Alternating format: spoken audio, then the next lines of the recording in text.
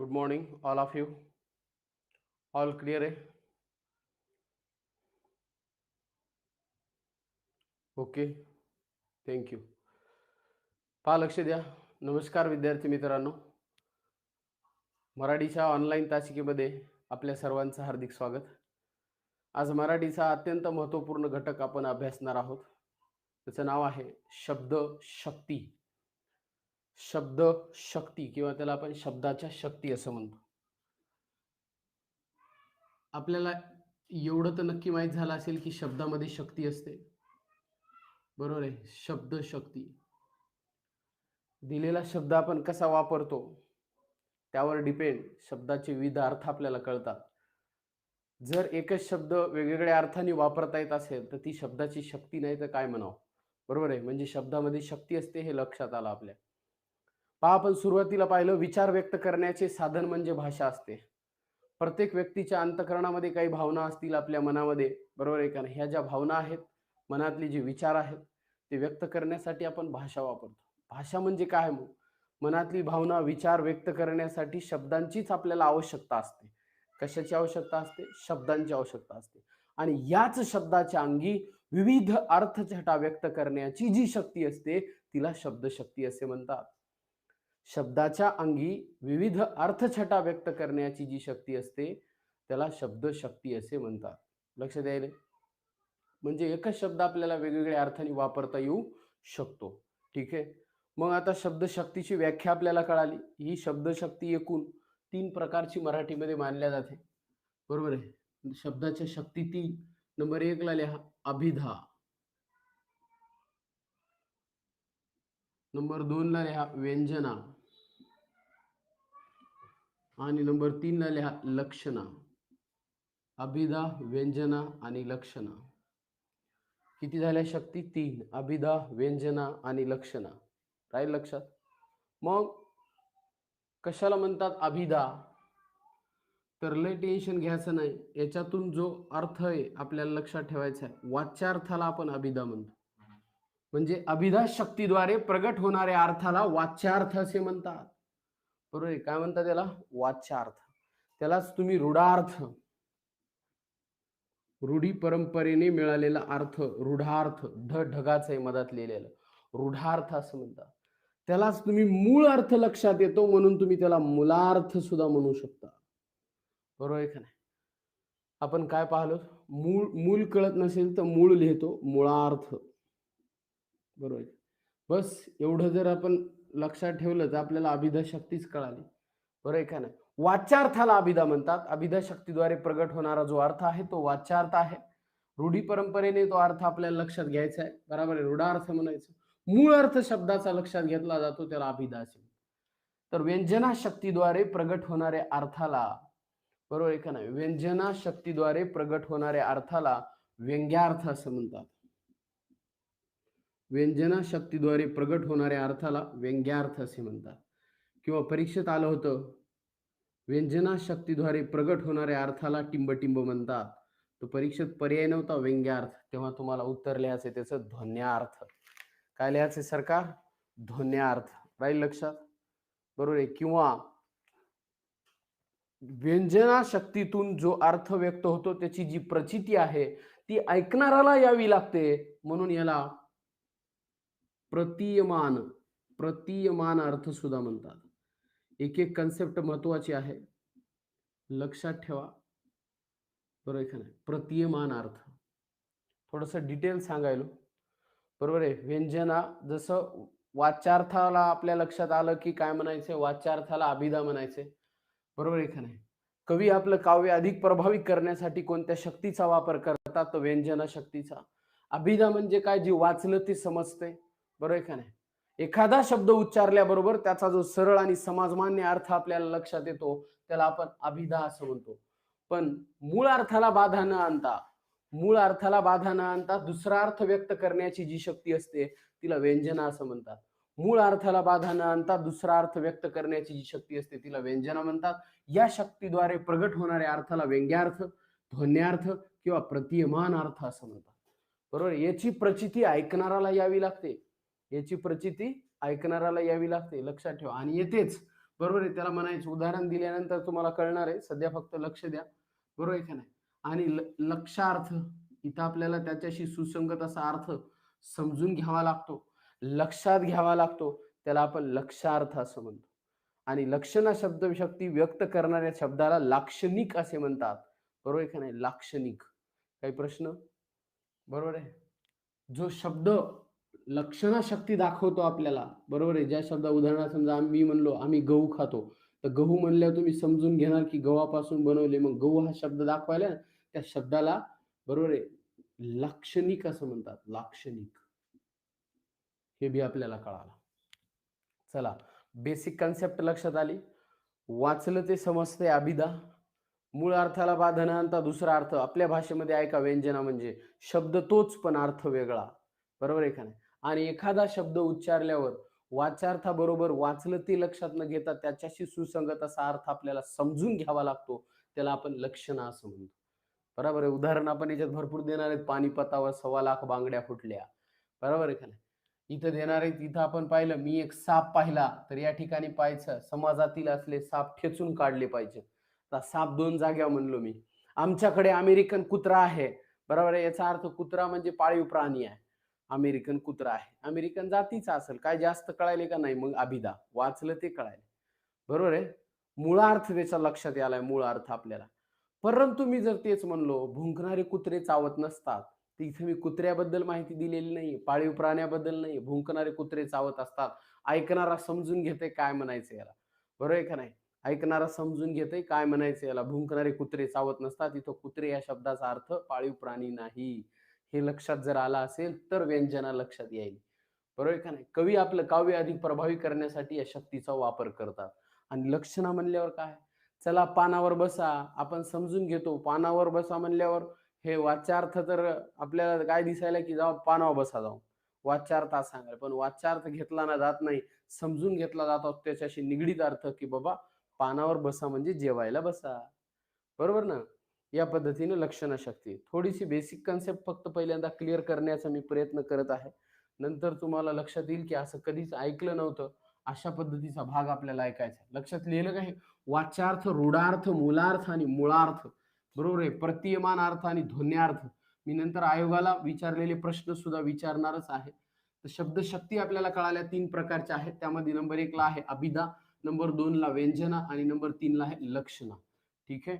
Class 3 पासून आपण जाऊ आयोगापर्यंत. बरोबर आहे. जेव्हा क्लास 3 असेल तेव्हा तुम्हाला वाटेल की यार फार सोपं आहे. जसं जसं मी आयोगाकडे जाईल थोडासा ताण यायला सुरुवात होईल, कन्फ्युजन व्हायला सुरुवात होईल. होऊ द्यायचं नाही, कारण एक एक कन्सेप्ट आपण पाहतो. ठीक आहे. चला तर मग विद्यार्थी मित्रांनो, पहिली शक्ती सुरुवात करू. तिचं नाव आहे अभिधा शब्दशक्ती. त्याची करू डिटेल चर्चा. अभिधा शब्दशक्ती. अभिधा शब्दशक्ती. आता तुम्हाला याच्याबद्दल पहिल्यांदा क्लास 3 चा भाग सांगतो काय. तर क्लास 3 चं काय? व्याख्या लक्षात ठेवायची फक्त. एखादा शब्द उच्चारल्याबरोबर त्याचा जो सरळ, समाजमान्य, जो लोकांनी संकेतांनी ठरवलेला असतो, असा अर्थ व्यक्त होतो, त्याला अभिधा असं म्हणतात. बरोबर? एखादा शब्द उच्चारल्याबरोबर त्याचा जो सरळ आणि समाजमान्य अर्थ आपल्याला समजतो, त्याला आपण अभिधा असं म्हणतो. म्हणजे आपल्या भाषेमध्ये वाचलं ते समजते त्याला अभिधा म्हणतात. बरोबर ना? उदाहरण. आणि या शक्तीद्वारे प्रगट होणाऱ्या अर्थाला वाच्यार्थ असं म्हणतात. म्हणजेच वाच्यार्थाला अभिधा म्हणतात. म्हणजेच वाचलं ते समजते. फॉर एक्झाम्पल, सध्या क्लास 3 लेव्हल हा. मी एक साप पाहिला. मी एक साप पाहिला. सरपटणारा प्राणी पाहिला तुम्ही, दुसरं काही नाही. मी एक साप पाहिला. सरपटणारा प्राणी. सापाचा अर्थ काही वेगळा कळायला का इथे? नाही. मी एक हत्ती पाहिला. सुपासारखा कान असणारा प्राणी. हत्ती पाहिला. सुपासारखा कान असणारा प्राणी. बरोबर आहे. मी एक हत्ती पाहिला. म्हणजे जे या ठिकाणी लिहिलंय तेच आपल्या लक्षात आलंय. वाचलं तेच कळायलंय. दुसरा वेगळा अर्थ काही लक्षात आलाय का? नाही. म्हणजेच इथं अभिधा शब्दशक्ती असली पाहिजे. बरोबर आहे. मी एक हत्ती पाहिला. किंवा आमच्याकडे अमेरिकन कुत्रा आहे. आता दिलं उदाहरण. आमच्याकडे अमेरिकन कुत्रा आहे. अमेरिकन कुत्रा आहे. बरोबर आहे. वाचलं तेच समजायलंय. बरोबर आहे. किंवा घरात फार जळवा झाल्या आहेत. कोणतंही लिहा. किंवा बाबा जेवायला बसले. बाबा जेवायला बसले. काय लक्षात यायलंय? जे वाचायले तेवढंच. काही वेगळं कळायलंय का कोणाला? काही जणांना वेगळं म्हणजे नेमकं त्याच्या लक्षात येणं वेगळं कसं असतंय. आताच सांगितलं ना भैया, बरोबर आहे का? मी एक साप पाहिला, हेच वाक्य घे आता दुसरीकडे लिहितो मी. इथं कळालं तुला वाचलं ते म्हणून याला अभिधा म्हण. पण हेच वाक्य असं म्हणलो, असले समाजातले दुष्ट साप ठेचून काढले पाहिजेत. आता बघ सापाचा अर्थ सरपटणारा प्राणी आहे का? नाही. असले समाजातले दुष्ट साप ठेचून काढले पाहिजे, याचा अर्थ सापासारखे काही इशारी माणसं आहेत त्याच्याबद्दल बोललो आपण. बरोबर का नाही? दुसरं पहा, आमच्याकडे अमेरिकन कुत्रा आहे. इथं पाळीव प्राणी कुत्रा कुत्राच कळाला. परंतु भुंकणारे कुत्रे चावत नसतात. याचा अर्थ जे जास्त बोलतात, बरोबर का, ते काही त्रास देऊ शकत नाहीत. असं माणसाबद्दल बोललेलं वाक्य आहे. म्हणजे कुत्रा याची उपमा म्हणजे समजणारा समजून घेतोय. भुंकणारे कुत्रे चावत नसतात. बरोबर आहे. याचा अर्थ तिथं व्यंजना शक्ती आहे. आता कळाला दोघांतला फरक. जे वाचलं ते कळायलंय त्याला म्हणतात अभिधा. म्हणजेच वाच्यार्थाला म्हणायचं अभिधा. याच्यातून जे अर्थ व्यक्त होतात, बरोबर आहे का नाही? त्या अर्थाला काय काय नाव दिलं सांगा परत एकदा. मुख्य अर्थ आपल्या लक्षात येतो म्हणून याला मुख्यार्थ असं म्हणतात. वाचलं ते कळतंय म्हणून याला वाच्यार्थ म्हणतात. मूळ अर्थ लक्षात येतो म्हणून याला मूलार्थ म्हणतात. मूल कळत नसेल तर मुळार्थ असं म्हणा, बरोबर आहे का नाही? किंवा रूढ अर्थ, परंपरेने लोकांनी ठरवलेला शब्दच कळायला त्याला रूढार्थ असं सुद्धा म्हणतात. बरोबर आहे. याच्यातून व्यक्त होणारे हे काय आहेत अर्थ, या शक्तीद्वारे प्रगट होणारे अर्थ. या सगळ्याचा अर्थ तुम्ही एकच लिहिला तरी काय अडचण नाही, वाच्यार्थ. बरोबर आहे का नाही? वाच्यार्थ. व ती शब्दशक्ती व्यक्त करणारा जो शब्द असतो, शब्द ज्या शब्दातून ती शक्ती व्यक्त व्हायली, याच्या चारी शब्द थोडेच सांगायले. मी नंतर एक साप पाहिला, त्याच्यातला साप हा शब्द ही शक्ती व्यक्त करायला आहे ना, या शब्दाला वाचक असं म्हणतात. वाचक, बरोबर आहे का नाही? ज्या शब्दाद्वारे ती शक्ती व्यक्त केली जाते त्या शब्दाला वाचक असं म्हणतात. वाचक. आय होप लक्षात येत असेल. बरोबर आहे. शब्द व्यक्त ही शक्ती व्यक्त करणाऱ्या शब्दास वाचक असे म्हणतात. इथपर्यंत कळालं? ओके. अमूर्त किंवा आकारहीन शब्दांच्या ठिकाणी वस्तू किंवा कल्पना साकार करण्याचे सामर्थ्य असते, बरोबर आहे? त्या साहित्यशास्त्रात त्याला अभिधा असे म्हणतात. आलं लक्षात? आय होप इथपर्यंत कळालं. हा भाग झाला फक्त क्लास 3 चा. इथपर्यंत तुम्हाला नो प्रॉब्लेम आहे. बरोबर आहे का नाही? शब्द कळाला वाचक असतो. शक्ती कळाली अभिधा असते. उदाहरणही कळाले, बरोबर आहे का नाही? साधं सरळ वाक्य लिहिले, सरळ सरळ अर्थ कळायला, समाजमान्य अर्थ कळायला, लोकांनी तो संकेताने ठरवलेला अर्थ कळायला. कोणाला बी हे वाक्य वाचायला हवा, त्याला काय अलग अर्थ कळणार आहे का रे? नाही. मी एक साप पाहिला, मी एक हत्ती पाहिला, आमच्याकडे एक अमेरिकन कुत्रा आहे, बरोबर आहे. मी अभ्यास करतो, काय नवीन कळालं सांग बरं? मी अभ्यास करतो, काही नवीन कळालं का? नाही. आम्ही गावाला गेलो, काही कळालं नाही. वाचलं ते कळालं. त्याला म्हणायचं, बरोबर आहे. अभिधा ही शब्दाची मूलभूत आणि प्राथमिक शब्दशक्ती आहे. लक्षात घ्या. आणि शब्द उच्चारल्याबरोबर लगेच प्रकट होणारा अर्थ म्हणजे मुख्य अर्थ असतो. लगेच मी गावाला गेलो, गेला गावाला. लगेच कळायलंय त्याला आपण मुख्य अर्थ म्हणतो. त्याला आपण वाच्यार्थ असं म्हणतो. लक्षात ठेवा या ठिकाणी. ज्यावेळेस अशी भाषा दुसरीकडे वापरता येत नाही म्हणून ही भाषा कुठं वापरतो? कार्यालयीन कामकाज करायचं आपल्याला. शैक्षणिक दृष्टिकोनातून म्हणजे आपण लेक्चर वगैरे घ्यायलो, बरोबर आहे. म्हणजे शाळा, महाविद्यालय, शैक्षणिक साहित्य, कार्यालयीन उपयोग इत्यादी ठिकाणी. कारण जर कार्यालयाच्या ठिकाणी दुसरी शक्ती वापरली अभिधा सोडून तर अर्थाचा अनर्थ होऊ शकतो. समोरच्या व्यक्तीला वेगळं वाटू शकते. म्हणून तिथं सरळ सरळ त्याला अर्थ जो कळल तो घ्यावा लागतो. बरोबर ना? म्हणून अभिधा शक्ती, कार्यालयीन उपयोग, शैक्षणिक साहित्य इत्यादी ठिकाणी अभिधा शक्तीचा वापर केलेला असतो. ओके. काय लक्षात आलं सांगा, पटकन सांगा.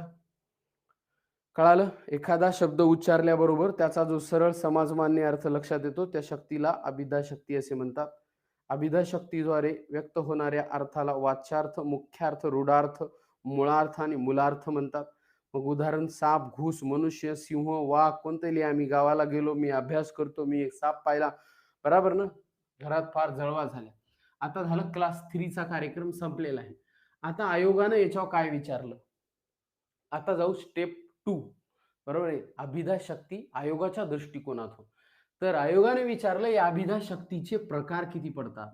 तर उत्तर लक्षात ठेवायचं 3 प्रकार पडतात अभिधा शक्तीचे. बरोबर आहे 3. पहिला आहे योग, दुसरा आहे रूढ किंवा रूढी आणि तिसरा आहे योगरूढ किंवा योगरूढी. लक्षात ठेवा किती प्रकार पाहिले? 3. पहिला योग अभिधा, दुसरी रूढ अभिधा, तिसरी योगरूढ अभिधा. चला आयोगाचा प्रश्न कळाला. योग, रूढ इथं दिसून झाले का? बरोबर आहे का नाही? रूढ असं लिहितो. योगाभिधा, रूढ अभिधा आणि योग रूढ अभिधा. आता हे तुम्हाला वाटलं की बाबा आम्हाला बी यायला पाहिजे, अयोगाचं असलं म्हणून काय झालं? बरोबर आहे का नाही? आम्हाला नाही कळणार का? 100% कळणार. बरोबर आहे. पण तुला एकदा क्लिअर केलं म्हणजे झालं बाबा आपल्याला येते का? जास्त विचारतात का याच्यावर? नाही. तर सांगा मग आता योग अभिधा काय असते? पहिल्यांदा पाहू आपण योग अभिधेबद्दल माहिती. तर योग अभिधा म्हणजे ज्या शब्दाचा अर्थ जेव्हा आपण काढतो, बरोबर आहे, त्या शब्दाची, दिलेल्या शब्दाची उत्पत्ती आपल्याला सांगता येते. काय सांगता येते? उत्पत्ती कळते, उत्पत्ती. तो कशापासून तयार झाला हे आपल्याला सांगता येते. जेव्हा उत्पत्तीने शब्दाचा अर्थ सिद्ध होतो, बरोबर आहे का नाही, त्या अभिधेस आपण योग अभिधा असं म्हणतो. त्या अभिधेस आपण योग अभिधा असं म्हणतो व त्या शब्दाला योगिक असं म्हणतो. योगिक. आलं लक्षात? मग आता पहा, नंबर 1 ला याचं उदाहरण, शब्दाचे मूळ रूप उत्पत्तीने सांगता येते, त्याला योग म्हणतात. फॉर एक्झाम्पल, एका मिनिटात लक्षात राहते, टेन्शन घेऊ नका. उदाहरणाकडून जाऊ आपण. भारत या मूळ शब्दापासून तुम्ही शब्द बनलेला पाहिला असेल ना, भारतीय. मग भारतीय या शब्दाची उत्पत्ती सांगा. कशापासून तयार झाला? तर भारत पासून. असं आपल्याला सांगता येते. बरोबर आहे का नाही? शिल्प हा मूळ शब्द आहे समजा, परंतु आपण हे जास्त वापरत नाही. आपण काय वापरलं? याच्यापासून तयार केलेला शिल्पकार. मग तुम्हाला म्हणलो शिल्पकार या शब्दाची उत्पत्ती सांगा. तुम्ही सांगता शिल्प पासून तयार झाला. श्रवण पासून, किंवा एक शब्द तुम्ही वापरता नेहमी मराठीत, श्रवणीय. त्याचे भाषण श्रवणीय असते. याचा अर्थ ते श्रवण पासून तयार झालं, श्रवणीय. बरोबर ना? ही झाली त्याची उत्पत्ती सांगता येईल. कोणताही शब्द लिहा, कोणताही. बरोबर आहे. राधेय हा शब्द आहे, राधेय. बरोबर ना? राधेय. तर आपण हे राधा या शब्दापासून बनवलेलं आहे, राधेय. राधापासून राधेय. म्हणजे मूळ शब्दापासून तो शब्द बनलेला आहे. त्याची उत्पत्ती आपल्याला सांगता येत आहे का? सांगा. वाच हा मूळ धातूपासून तुम्ही शब्द बनवला, वाचक. वाचक याच्यात अक नावाचा जो आहे तो धातू आहे. सॉरी, अक नावाचा जो आहे तो प्रत्यय आहे. वाच नावाचा धातू आहे. आणि म्हणून वाच नावाच्या धातूला अक नावाचा प्रत्यय जोडून तुम्ही वाचक शब्द बनवला. तुम्ही या बनवलेल्या शब्दाकडे ध्यान द्या आणि मला सांगा, या शब्दाची उत्पत्ती तुम्हाला सांगता यायली का नाही यायली? बरोबर आहे. याची उत्पत्ती आपल्याला सांगता यायली. येस. आणि त्यामुळे त्याला म्हणतात योग अभिधा. क्लिअर आहे? कोणाला लक्षात येईल सांगा. वाच पासून वाचक, राधा पासून राधे, श्रवण पासून श्रवणीय, शिल्प पासून शिल्पकार, भारत पासून भारतीय. असे बरेच शब्द आपण बोलताना वापरतो. गौरी तनय, बरोबर, याचा अर्थ गणपती, गौरीचा मुलगा. बरोबर आहे. गौरी तनय असा शब्द आहे. ओके. तर लक्षात आलं का? योग म्हणजे ज्या शब्दाची उत्पत्ती आपल्याला, शब्दाचं मूळ रूप उत्पत्तीने सांगता येणे म्हणजे योग अभिधा शक्ती होय. व शब्द कोणत्या मूळ शब्दापासून बनले आहेत हे सांगता येते, त्याला आपण योगिक असे म्हणतो. बरोबर आहे. आता मग त्याच्या उलटा कार्यक्रम इथं असतोय. सरकार लक्ष द्या. ज्याची उत्पत्तीच आपल्याला सांगता येत नाही, पण त्या नावाला मात्र एका अचूक नावाने ओळखता येते. ते रूढी परंपरेनं आपण नाव दिलेलं असते. इथं सांगितलं की त्याची उत्पत्ती सांगता येते. इथं सांगितलं की त्याची उत्पत्ती सांगता येते. इथं सांगायला त्याची उत्पत्ती आपल्याला सांगता येत नाही. मात्र न सांगता सुद्धा त्या शब्दाला सगळ्या जगानं मिळून रूढी परंपरेने एक अर्थ दिलेला असतो. कोणालाही तो शब्द वाचला की तेच कळते जे तुम्हाला कळायले. तेच कळते जे तुम्हाला कळायले, पण फक्त उत्पत्ती मात्र सांगता येत नाही. त्याला म्हणतात रूढ. रूढ म्हणजे रूढी परंपरेने चालत आले. तुम्हाला कोण सांगितलं पुस्तकाला पुस्तक म्हणायचं? सांगा बरं. कोण सांगितलं? आपल्याला माहित झालेलं आहे किंवा सांगितलेलं आहे. संकेतांनी खुणा ठरवल्या आहेत की असं असं दिसलंय त्याला पुस्तक म्हणायचं. मग पुस्तक म्हणल्यावर कोणाला एक्सप्लेन करून सांगायची गरज आहे का? कशापासून तयार झालं पुस्तक? माहिती सांगता ते नाही. घोडा कशापासून तयार झाला? मग पुस्तक लिहा, घोडा लिहा. बरोबर आहे का नाही? हे जी शब्द आहेत, सांगा बरं कशा. आता एक जण म्हणू शकतो घोडा कशापासून तयार झाला ते सांगायसारखं आहे. अश्वपासून तयार झाला. अरे नाही रे, अश्व हा संस्कृत शब्द आहे. मराठीमध्ये तो घोडा घोडाच आहे. तुला एक्सप्लेन करून सांगायची गरज नाही. घोडा हा शब्द कशापासून तयार झाला. जशी याची उत्पत्ती सांगता आली तशी घोड्याची उत्पत्ती सांगता येते का? नाही सांगता येत. मग असे शब्द रोज वापरतो ना रे आपण. गृह, नंतर कपाळ, नंतर खुर्ची, त्याच्यानंतर मंडप. बरोबर आहे का नाही? मंडप कोणाला बी जाऊन म्हणा तुम्ही, मंडप डेकोरेशन. बरोबर आहे का नाही? ते मंडप म्हणल्या मंडपच सांगते. पुस्तक जाऊ द्या, वही म्हणा. बरोबर आहे. ती वही पाहू, ती वही पाहू म्हणल्या दुसरं काय का? बोलताना आपण भारत पासून भारतीय असं नाही, आम्ही भारतीय आहोत आणि आम्हाला याचा अभिमान आहे. भारतीय या शब्दाची उत्पत्ती सांगता येते, भारत या मूळ शब्दापासून बनला. तसं वहीची उत्पत्ती काय सांगता आली तुम्हाला? मला काही कळेना. हा रूढी परंपरेने याला अर्थ आहे. पुस्तक है, घोडा है, गृह है, कपाळ है. काही जण म्हणतात गृहापासून घर बनतंय. अरे यार, गृह तर मात्र तेच आहे, स्वच्छतागृह आपण जे बोलतो. त्याची उत्पत्ती सांग कसा तयार झाला गृह. म्हणू नको घरापासून तयार झाला म्हणून. तसं नाही. उत्पत्ती म्हणजे असा शब्द याच्यामध्ये दिसायला आपल्याला. याच्यापासून हा बनला. याचा अर्थ याची उत्पत्ती सांगता येत नाही म्हणून याला म्हणतात रूढ अभिधा. काय म्हणतात याला? रूढ अभिधा. काय पाहिली व्याख्या सांगा मग आता. याची उत्पत्ती सांगता येते व हा रूढी परंपरेने अर्थ व्यक्त झालेला असतो याला. बरोबर आहे. मग तिसऱ्याची व्याख्या जी योगरूढ हे दोघं बी आलेत. म्हणजे काय व्याख्या असेल रे याची? तिसऱ्याची व्याख्या काय असेल? इथं काय होतं योगरूढ मध्ये? उत्पत्तीही सांगता येते आणि रूढी परंपरेने अर्थ सुद्धा प्राप्त झालेला असतो. त्याला योगरूढ असे म्हणतात. योगरूढ शब्दशक्ती असे म्हणतात.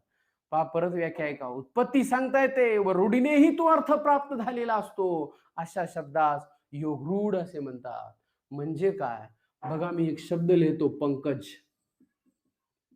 पंकज. आता याची उत्पत्ती एखाद्याला विचारली तर ते एका मिनिटात सांगते. काय माहिती आहे? बरोबर आहे का नाही? याचा अर्थ तर सगळ्या जगाला माहिती आहे. काय घेतात सगळेजण? कमळ. हा झाला रूढी परंपरेने घेतलेला अर्थ. पण याची उत्पत्ती काय आहे प्रत्यक्षात? बरोबर उत्पत्ती सांगा म्हणल्यावर तुम्ही असं म्हणता चिखलात जन्मलेले. चिखलात जन्मलेले. चिखलात जन्मलेले पंकज. बरोबर आहे का नाही? विहग. विहग.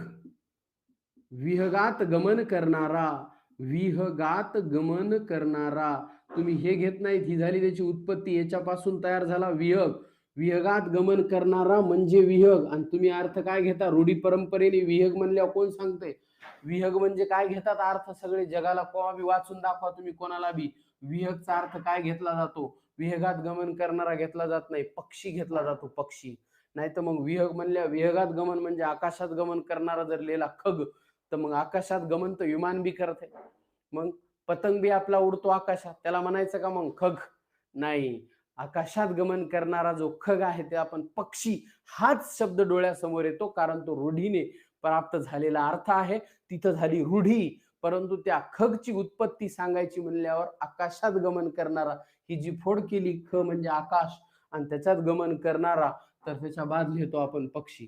म्हणून उत्पत्ती बी सांगता यायली आणि रूढी परंपरेने त्याला अर्थ कोणता प्राप्त झालाय ते बी सांगता यायलंय. त्याला योगरूढ असं म्हणतात. बघा ना भूपती. भूपती असा शब्द लिहिला. भूपती याची उत्पत्ती सांगा. भूचा पती. भू भू म्हणजे तशी तर जमीन असते. परंतु तिचा अर्थ नाही घ्यायचा. भूचा पती म्हणजे या पृथ्वीचा पती.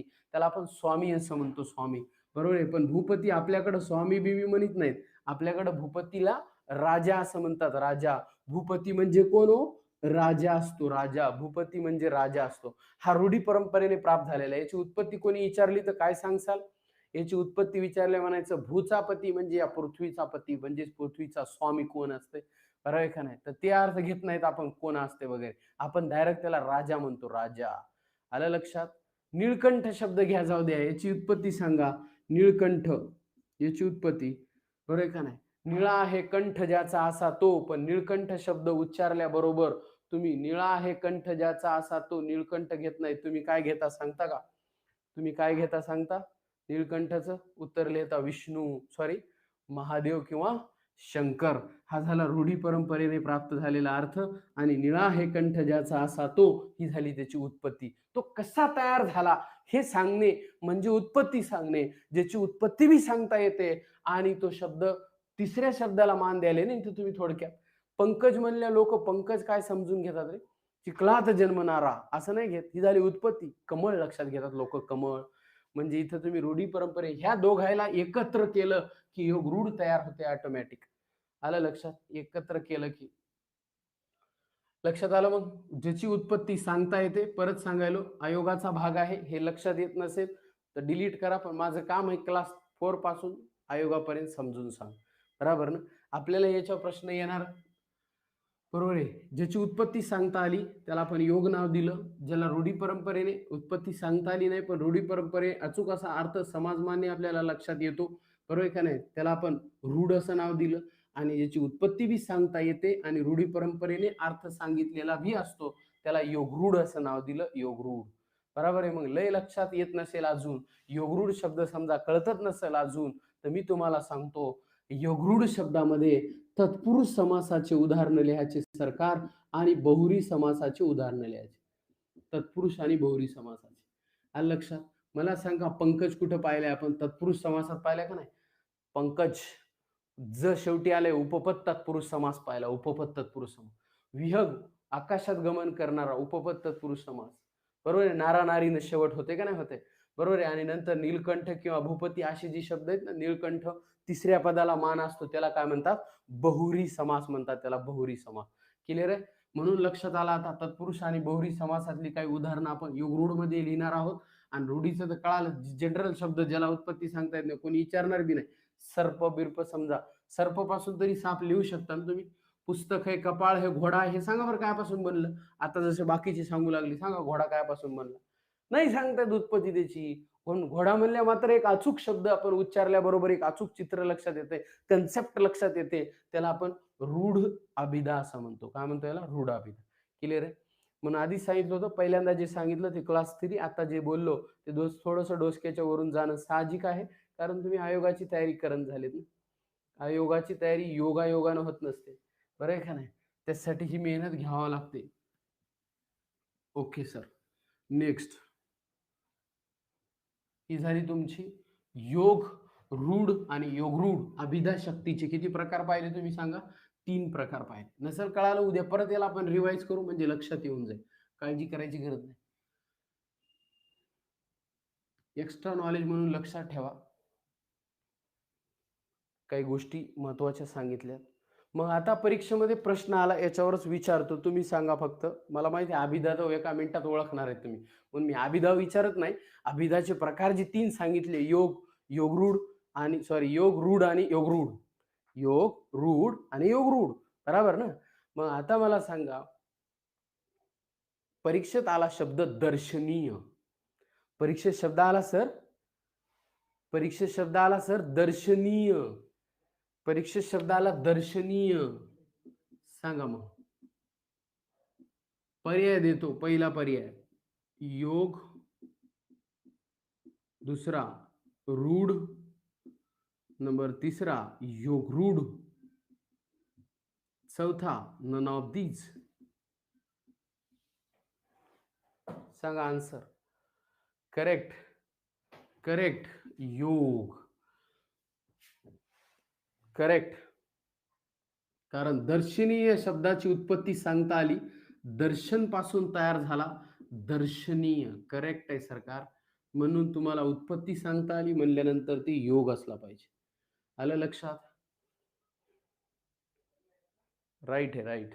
राम बचाटे, लहू प्रफुल्ल.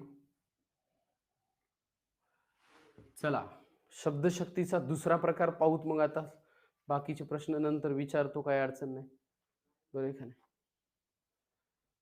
का आताच विचारायचा? झाड हा शब्द सांगा. झाड. आताचे ऑप्शन सांगा. आताच्या ऑप्शन मध्ये 1 2 3 पैकी सांगा. झाड. झाड option number. Correct, correct. Option number 2 correct. क्या बात. समजायले की रे नाही म्हणायले, बरं आहे का नाही? मला वाटलं मेळच लाग ना काही. Right, right. ओके. दुसरी शक्ती लिहा मग आता. अभिधा शक्तीच्या नंतर लिहितो व्यंजना शक्ती. पहिल्यांदा पाहू क्लास 3. क्लास 3 वर काय प्रश्न येतो? प्रश्न पहिला, व्यंजना शक्तीची व्याख्या. मूळ अर्थाला बाधा न आणता, मूळ अर्थाला बाधा न आणता दुसरा अर्थ व्यक्त करण्याची जी शब्दाची शक्ती असते तिला व्यंजना शक्ती असे म्हणतात. बरोबर आहे? मूळ अर्थाला बाधा न आणता दुसरा अर्थ व्यक्त करण्याची जी शब्दाची शक्ती असते तिला व्यंजना असे म्हणतात. या शक्तीद्वारे प्रगट होणाऱ्या अर्थाला व्यंग्यार्थ असे म्हणतात. व्यंग्यार्थ. किंवा सगळ्यात मेन आयोगाने विचारलेला प्रश्न आहे ध्वन्यार्थ. ध्वन्यार्थ, बरोबर का नाही? विचारतो, याच्यावर बी प्रश्न विचारायचा आहे मला. ध्वन्यार्थावर सुद्धा प्रश्न विचारायचा आहे. परीक्षेत कसं आलं तर तुम्हाला सांगतो पहा. बरोबर आहे? बांगडी फुटणे, लक्ष द्या, बांगडी फुटणे या शब्दाचा ध्वन्यार्थ ओळखा. बांगडी फुटणे या शब्दाचा ध्वन्यार्थ ओळखा. बरोबर आहे का नाही? बांगडी फुटणे या शब्दाचा ध्वन्यार्थ. नंबर 1 पराभूत होणे. सांगा तुम्ही पराभूत होणे. नंबर 2 काळोख होणे. काळोख होणे. नंबर 3 वैधव्य येणे. वैधव्य येणे. आणि नंबर 4 वैधव्य येणे झाल्यानंतर आहे भांडण होणे. भांडण होणे. काय आन्सर असेल याचं? बरोबर आहे का नाही? तुम्ही शब्दशः अर्थ घेतला का नाही? तुम्हाला नवीनच काहीतरी कळणार याची गॅरंटी आता. करेक्ट. बांगडी फुटणे शब्द बघा का आहे आणि अर्थ तुम्हाला काय कळाला? राईट आहे रेणुका मॅडमचं, वैधव्य होणे. बरोबर आहे का नाही? राईट आहे राठोड मॅडम. बरोबर. आणि सोनार मॅडमचं बरोबर आहे. बुरके मॅडम, राम बचाटे करेक्ट. म्हणजे शब्द एक आणि अर्थ वेगळा कळाला याला ध्वन्यार्थ असं म्हणतो आपण. की बाबा ऐकणाराच्या लक्षात येणं गरजेचं आहे. ते ऐकणारा तुम्ही ऐकायले तुम्हाला लक्षात येणं गरजेचं. आपण नाही का म्हणत एखाद्याला आपण टोला मारतो आणि त्याला लागत ते मनाला, मारलेला त्याला नसते. आपल्याला विचारले आपण म्हणतो तुला थोडंच म्हणलं होतं मी. आलं लक्षात? पण त्याला तर लागत आहे कारण त्यानं ते मनाला लावून घेतलेलं. त्याला माहित असते मलाच म्हणायला. बरोबर ना? ऐकणारा काय समजून घेतो त्याच्यावर डिपेंड काय असते.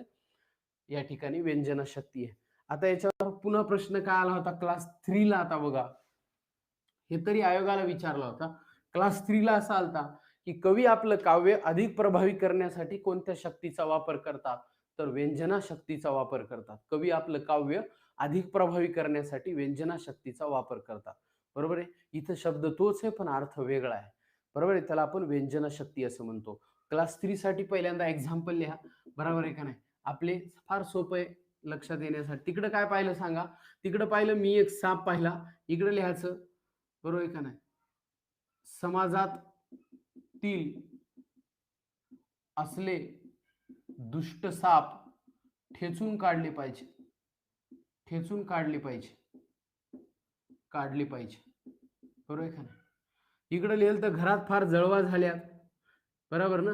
इकडं लिहायचं गोरगरिबांचे रक्त शोषणाऱ्या, गोरगरिबांचे रक्त शोषणाऱ्या, गोरगरिबांचे रक्त शोषणाऱ्या, गोरगरिबांचे रक्त शोषणाऱ्या असल्या जळवा, असल्या जळवा वेचून काढल्या पाहिजेत. असल्या जळवा वेचून काढल्या पाहिजेत.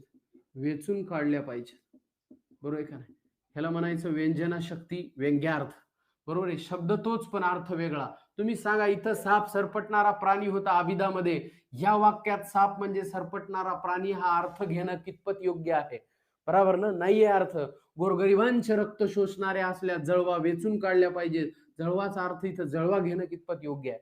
नाही. तुम्हाला शब्द तोच आहे पण अर्थ वेगळा कळत असेल मला असं वाटायला.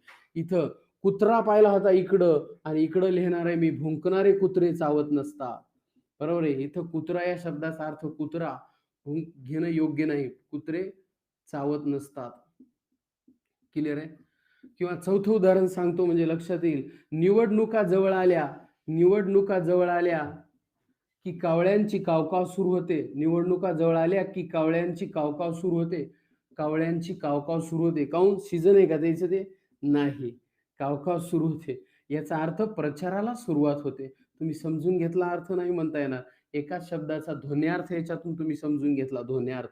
कावळ्यांची कावकाव म्हणजे काय? बरोबर आहे का नाही? कावळ्यांची कावकाव म्हणजे काय तुम्ही समजून घ्यायले. सांगा कावळ्यांची कावकाव पटकन. वाच्यार्थाबरोबर आणखी अर्थ व्यक्त करण्याची जी शब्दाची शक्ती असते, वेगळा अर्थ, तिला व्यंजना शक्ती म्हणतात. व्यंजनेने जो अर्थ व्यक्त होतो त्या अर्थाची प्रचिती ऐकणाऱ्याला यावी लागते. म्हणून त्या अर्थास आपण प्रतीयमान अर्थ असं सुद्धा म्हणतो. बरोबर आहे का नाही? कोणता अर्थ? व्यंग्यार्थ झाला, ध्वन्यार्थ झाला. प्रतीयमान प्रत्यय यावा लागतो त्याला, म्हणून प्रतीयमान अर्थ. त्याला कळालं तर कळालं नाही, एखाद्याला मेळे लागत नाही. माहितीये का नाही? म्हणून म्हणायलो समोरच्याला समजणं बी गरजेचं नाही. तर ते म्हणते काय सांगायले मास्तर, निवडणुकामध्ये कावळ्यांची कावकाव सुरू होती. त्यानं जर शब्दशः अर्थ घेतला कावळ्यांची कावकाव तर मग त्याला कळलं निवडणुकामध्ये कावळे जास्त आढळतात काही. असा आहे का त्याचा अर्थ? नाही. निवडणुका जवळ आल्या की कावळ्यांची कावकाव सुरू होते याचा अर्थ प्रचाराला सुरुवात होते. बरोबर आहे? हे व्यंग्यार्थ आहे, हा ध्वन्यार्थ आहे, हा प्रतीयमान अर्थ आहे. आपल्याला समजून घ्यायचा आहे त्याच्यातून. बरोबर की प्रचाराला सुरुवात होते. क्लिअर आहे? काही प्रश्न याच्यात व्यंजना शक्तीमध्ये? हे असे प्रश्न आपल्याला इकडे विचारतात. अजून पहा, शिवाय व्यंजना शक्ती व्यक्त करतो ज्याच्यातून अर्थ कोणता व्यक्त होतो? व्यंग्यार्थ, ध्वन्यार्थ कळालं. पण त्या शब्दाला ज्या शब्दातून कळाले, जसं जळवा, जसं साप, तिकडं काय नाव दिलं होतं, इथं जसं कावळ्यांची कॉ कॉ, ह्या शब्दातून दुसरा अर्थ व्हायला, या शब्दाला व्यंजक असं म्हणतात, व्यंजक. तिकडं काय नाव दिलं तर कोण सांगतं रे? बरोबर आहे का नाही? ज्या शब्दातून अभिधा शक्ती प्रकट होते, त्या शब्दाला वाचक असं नाव दिलं होतं. काय नाव दिलं? वाचक. तसं व्यंजना शक्ती ज्या शब्दातून प्रकट व्हायली, त्या शब्दाला व्यंजक म्हणतात. तर लक्षणामध्ये त्याला लाक्षणिक असं म्हणतात, लाक्षणिक. अर्थ वेगळा, शब्द वेगळा. लक्षात घ्या.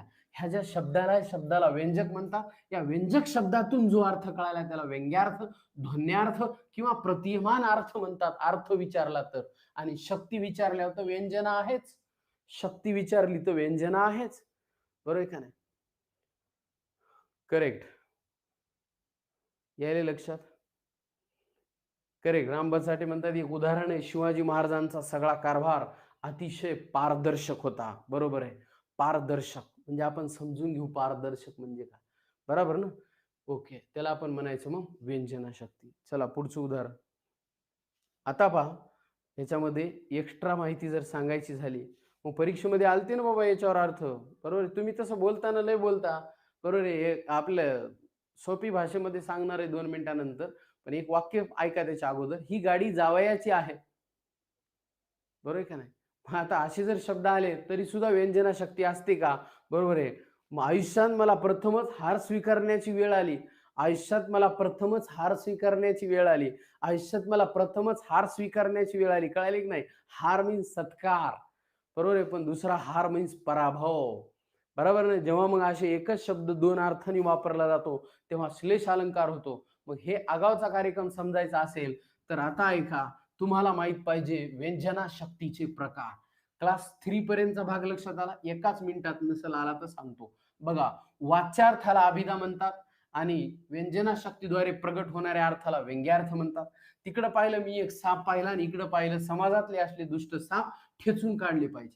शब्द तोच, अर्थ वेगळा, त्याला म्हणतात व्यंजना. क्लिअर आहे? याच्या पलकड त्याच्यात लक्षात ठेवायची काही गरज नाही. पण जर समजा क्लास 3च्या वर जाऊन विचार केला तर मात्र व्यंजना शक्तीचे 2 प्रकार तुम्हाला कळणं गरजेचं. पहिला प्रकार व्यंजना शक्तीचा, पहिल्याच नाव आहे शाब्दी व्यंजना.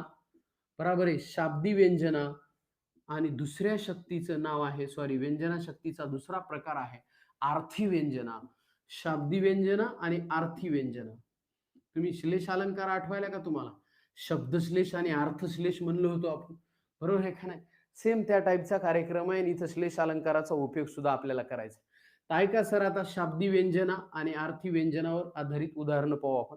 शाब्दी व्यंजना म्हणजे काय? जी व्यंजना शक्ती शब्दावरती आधारलेली असते तिला शाब्दी व्यंजना असं म्हणतात. जी व्यंजना शक्ती शब्दावरती आधारलेली असते तिला शाब्दी व्यंजना म्हणतात. या शाब्दी व्यंजनामध्ये पहिला प्रकार लक्षात ठेवा शाब्दी व्यंजनाचा, अभिधामूलक.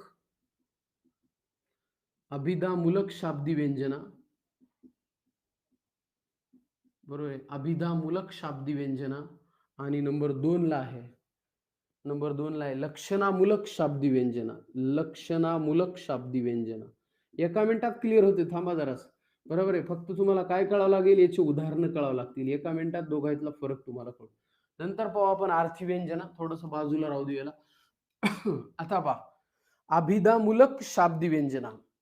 शब्दाचे 2 मुख्य अर्थ असतात, सर्वांना माहित आहे. त्यातील एक निषेध होऊन दुसरा सूचकतेने जाणवतो तेव्हा त्याला आपण अभिधामूलक असं म्हणतो. बरोबर आहे. एका शब्दाचे 2 अर्थ असतात का?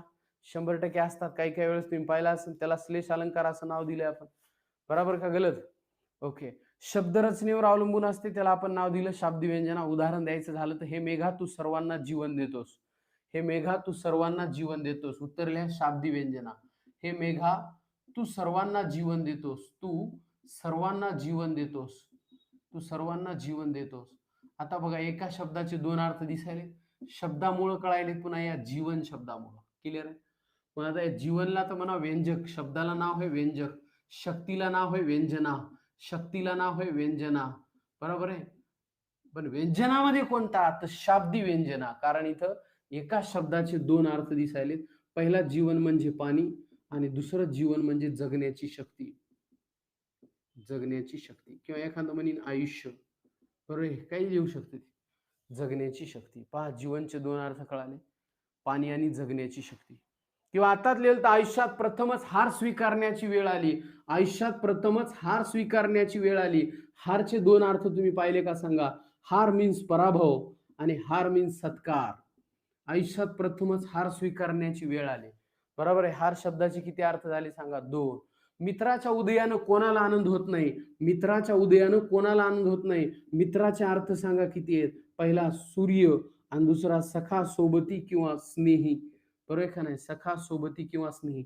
मित्राचे दोन अर्थ आहेत का नाही सांगा? ओके. ते सगळे उदाहरणं उत्तर शाब्दी व्यंजनाचे आहेत. मग किती जणांच्या लक्षात आलं शाब्दी व्यंजना फार सोपी आहे? श्लेष अलंकाराची उदाहरणं लिहालो मी. दुसरं काय आगाव? बरोबर ना?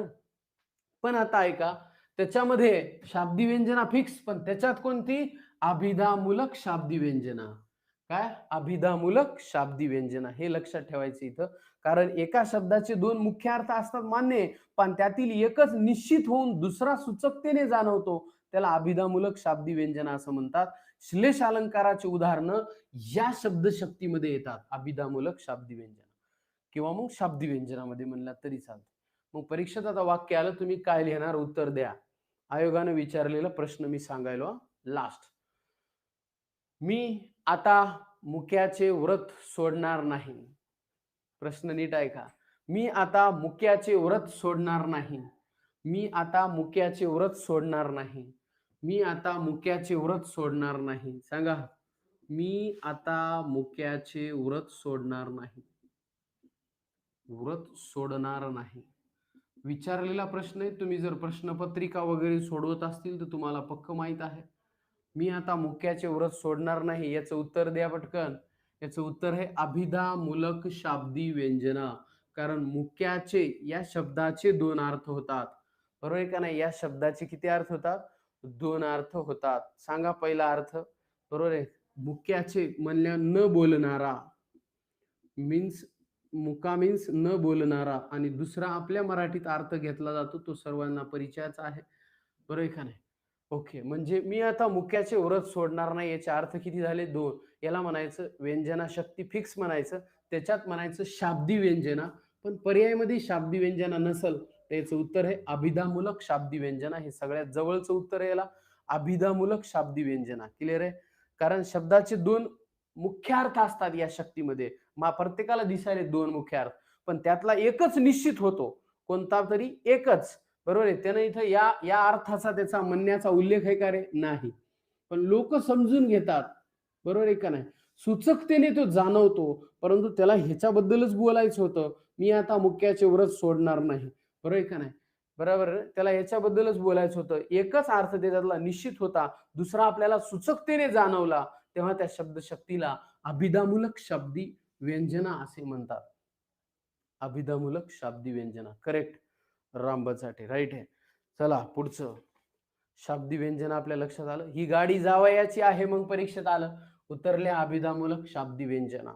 क्लिअर आहे? एका शब्दाचे दोन अर्थ आपल्याला कळाले. आता बघा, ज्यांना हा भाग क्लिअर झाला इथपर्यंत, बाबा एका शब्दाचे दोन अर्थ कसा, आणि त्याच्यापैकी एकच आपण तसा नियमानं घेत असतो, दुसरा अर्थ आपल्याला लक्षात येत असतो सूचकतेने. मग आता लक्षणामूलक शाब्दी व्यंजना. आता मी जितकी उदाहरणं सांगायलो अखेरीला व्यंजना शक्तीचे, पण त्याच्यात कोणता असं विचारलंय लक्षणामूलक शाब्दी व्यंजना कळायला पाहिजे. हे शाब्दी व्यंजनेचे दोन प्रकार आहेत. पहिला अभिधामूलक आणि दुसरा आहे लक्षणामूलक. आता बघा, लक्षणामूलक मध्ये आणि शाब्दीमध्ये जे अगोदर पाहिलं अभिधामूलक, या दोघांमध्ये काय डिफरन्स आहे? लक्षणेतील प्रयोजन समजण्यासाठी व्यंजना शक्तीचा आधार घ्यावा लागतो. लक्षणा शक्ती आपल्याला बघायची नेक्स्टला आता. बरोबर आहे? त्यावेळेस त्या लक्षणा शक्तीमध्ये नेमकं काय प्रयोजन आहे, याच्या म्हणण्याच्या पाठीमागं काय हेतू आहे, हेतू किंवा प्रयोजन, काय उद्देश काय आहे याच्या म्हणण्याच्या पाठीमागं, ते समजून घेण्यासाठी ह्या शक्तीचा वापर करतात. म्हणजे लक्षणा शक्तीमध्ये व्यंजना शक्तीचा उपयोग किंवा मदत घ्यावी लागते, तरच अर्थ कळतो. त्याला म्हणतात लक्षणामूलक शाब्दी व्यंजना. बरोबर ना? पुढे गेले बी हे उदाहरण डबल येणारच आहे. बरोबर आहे का नाही? बघा, मी वाचतो उदाहरण म्हणजे तुम्हाला कळेल. मला सांगा, मी इथे लिहिलं, मी केशवसूत वाचला. मी केशवसूत वाचला. मला सांगा, मी केशवसूत वाचला. ह्याचं उत्तर आपण आतापर्यंत काय लिहिलं? लक्षणा शक्ती. करेक्ट आहे. क्लास 3 म्हणल्यावर तसंच लिहिणार आपण. बरोबर आहे. मी केशवसूत वाचला, पण नाही. लक्षणाशक्तीतलं प्रयोजन कोणी समजून सांगितलं आपल्याला, तर शाब्दी व्यंजनेनं समजून सांगितलं. म्हणून त्याला लक्षणामूलक शाब्दी व्यंजन असं म्हणतात. कारण लक्षणेने जाणवणारा अर्थ सांगा पहिले याचा काय आहे. लक्षणेने जाणवणारा अर्थ दोन अर्थ आहे त्याच्यामध्ये बरं. पहिला लक्षणेने जाणवणारा अर्थ काय माहिती आहे, की बाबा मी केशवसुतांचे साहित्य वाचले असं समजून घेणारा समजून घे. साहित्य वाचले असा अर्थ, हे झाला लक्षणेने जाणवणारा अर्थ. पण व्यंजनेने व्यक्त होणारा अर्थ जर म्हणला, व्यंजनेने व्यक्त होणारा अर्थ जर विचारला किंवा एखाद्यानं घेतला, तर व्यंजनेने व्यक्त होणारा अर्थ काय असेल याच्यातला, तर त्याचा अर्थ होतो की केशवसुतांनी लिहिलेला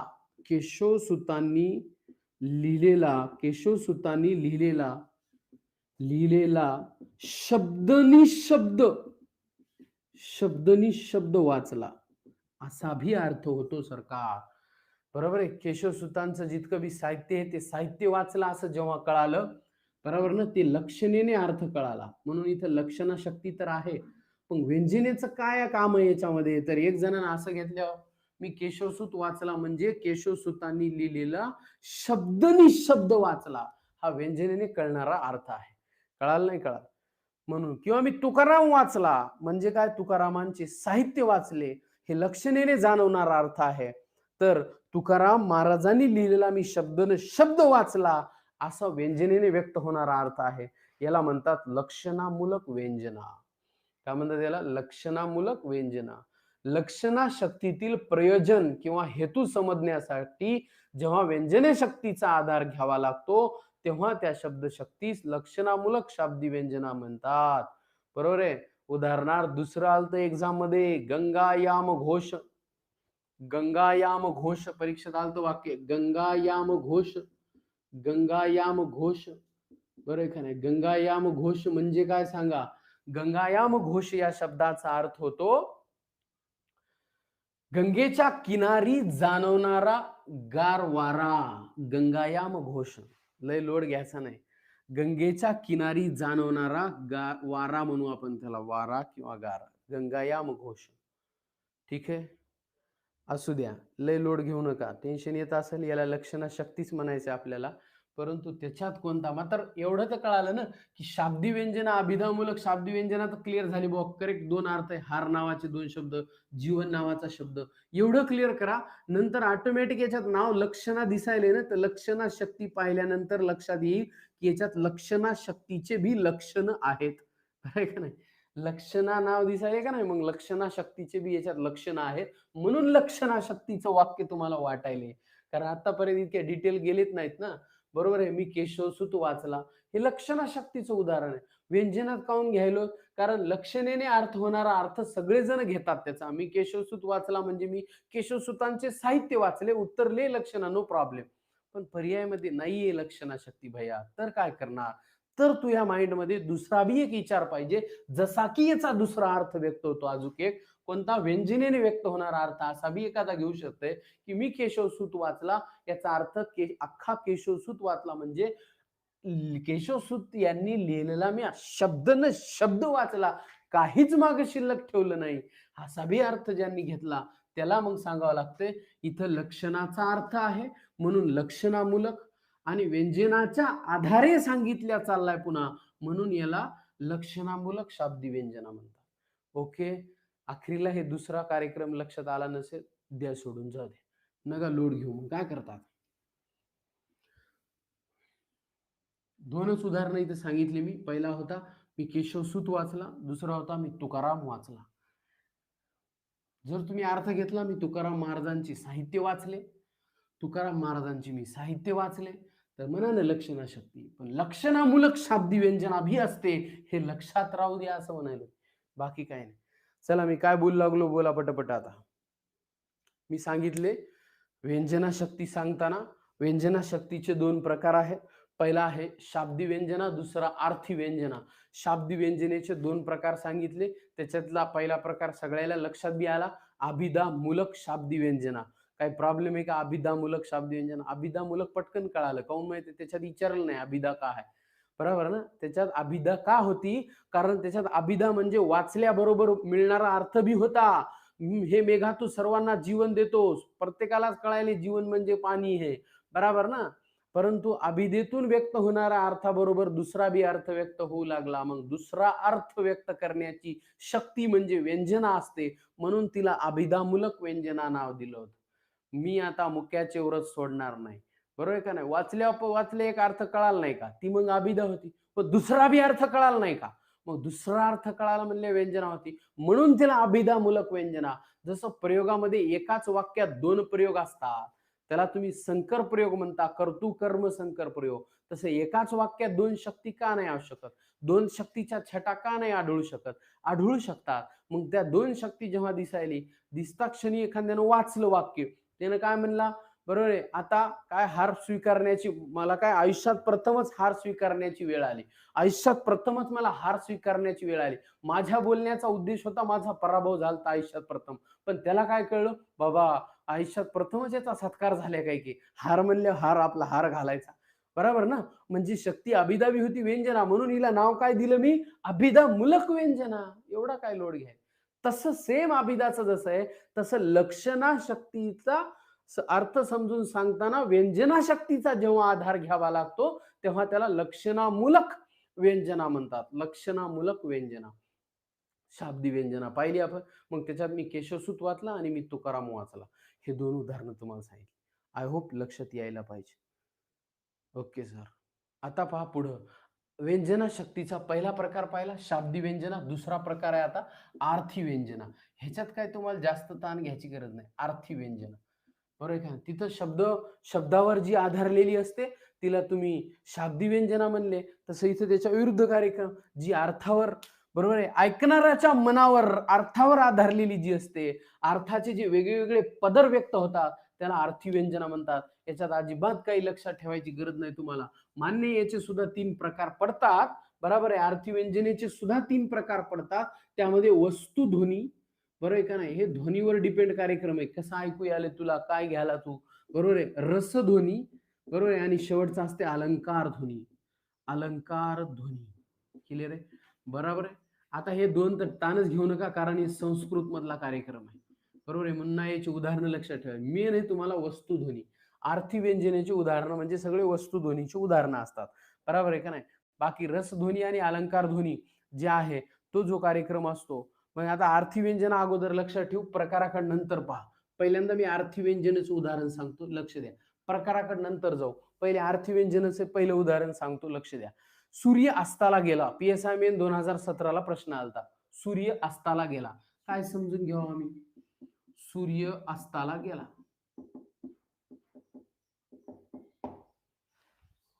उत्तर होतं त्याचं आर्थी व्यंजना. घड्याळात 5 वाजल्याचे दर्शवले. घड्याळात 5 वाजल्याचे दर्शवले. 5 वाजल्याचे दर्शवले. दर्शवले. घड्याळात 5 वाजल्याचे दर्शवले. कसं ओळखायचं? आर्थी व्यंजन आहे. बरोबर आहे का नाही? आमच्या आनंदावर विरजण पडले. आमच्या आनंदावर विरजण पडले. विरजण पडले. कसं ओळखायचं? पहिले आर्थी व्यंजन आहे ते सांगा. बरोबर आहे का नाही? आर्थी व्यंजन. एखाद्या शब्दातून बोलण्यावरून वेगळा किंवा आनंददायक अर्थ प्रकट करण्याच्या शब्दाला आर्थी व्यंजना म्हणतात. बरोबर? वेगळा, बरोबर आहे का नाही? अर्थ वेगळा होतो. पहा आता कसं बोलणाऱ्याच्या मनावर वेगवेगळे पदर घेऊ शकते का नाही ते पहा. काही जणांना कळालं नाही अजून बी, मी सांगतो एका सेकंदात. अरे गजानन, घड्याळात 5 वाजल्याचे दर्शविले. हे एकच शब्द आहे, घड्याळात 5 वाजल्यात दर्शविले, पण अर्थ किती घेणारा घेऊ शकते ऐक. मला असं वाटलं 5 वाजल्याचे दर्शविले म्हणजे शाळा सुटण्याची वेळ झाली. तुला असं वाटलं ऑफिस मधून घरी जाण्याची वेळ झाली. आईला वाटलं स्वयंपाक करण्याची वेळ झाली. कोणाला काय मंदिरातल्या एखाद्या पुजाऱ्याला वाटलं घंटा वाजवण्याची वेळ झाली. 5 वाजल्याचे दर्शविले म्हणजे प्रत्येकाच्या याच्यानुसार त्यांनी अर्थ सूचकतेनुसार घेतला. एक जण म्हणला घंटा वाजवण्याची वेळ झाली, एक जण म्हणला शाळा सुटण्याची वेळ झाली. मला असं वाटलं घरी जाण्याची वेळ झाली. बरोबर आहे का नाही? शिक्षकाला एखाद्या वाटलं क्लास घेण्याची वेळ झाली.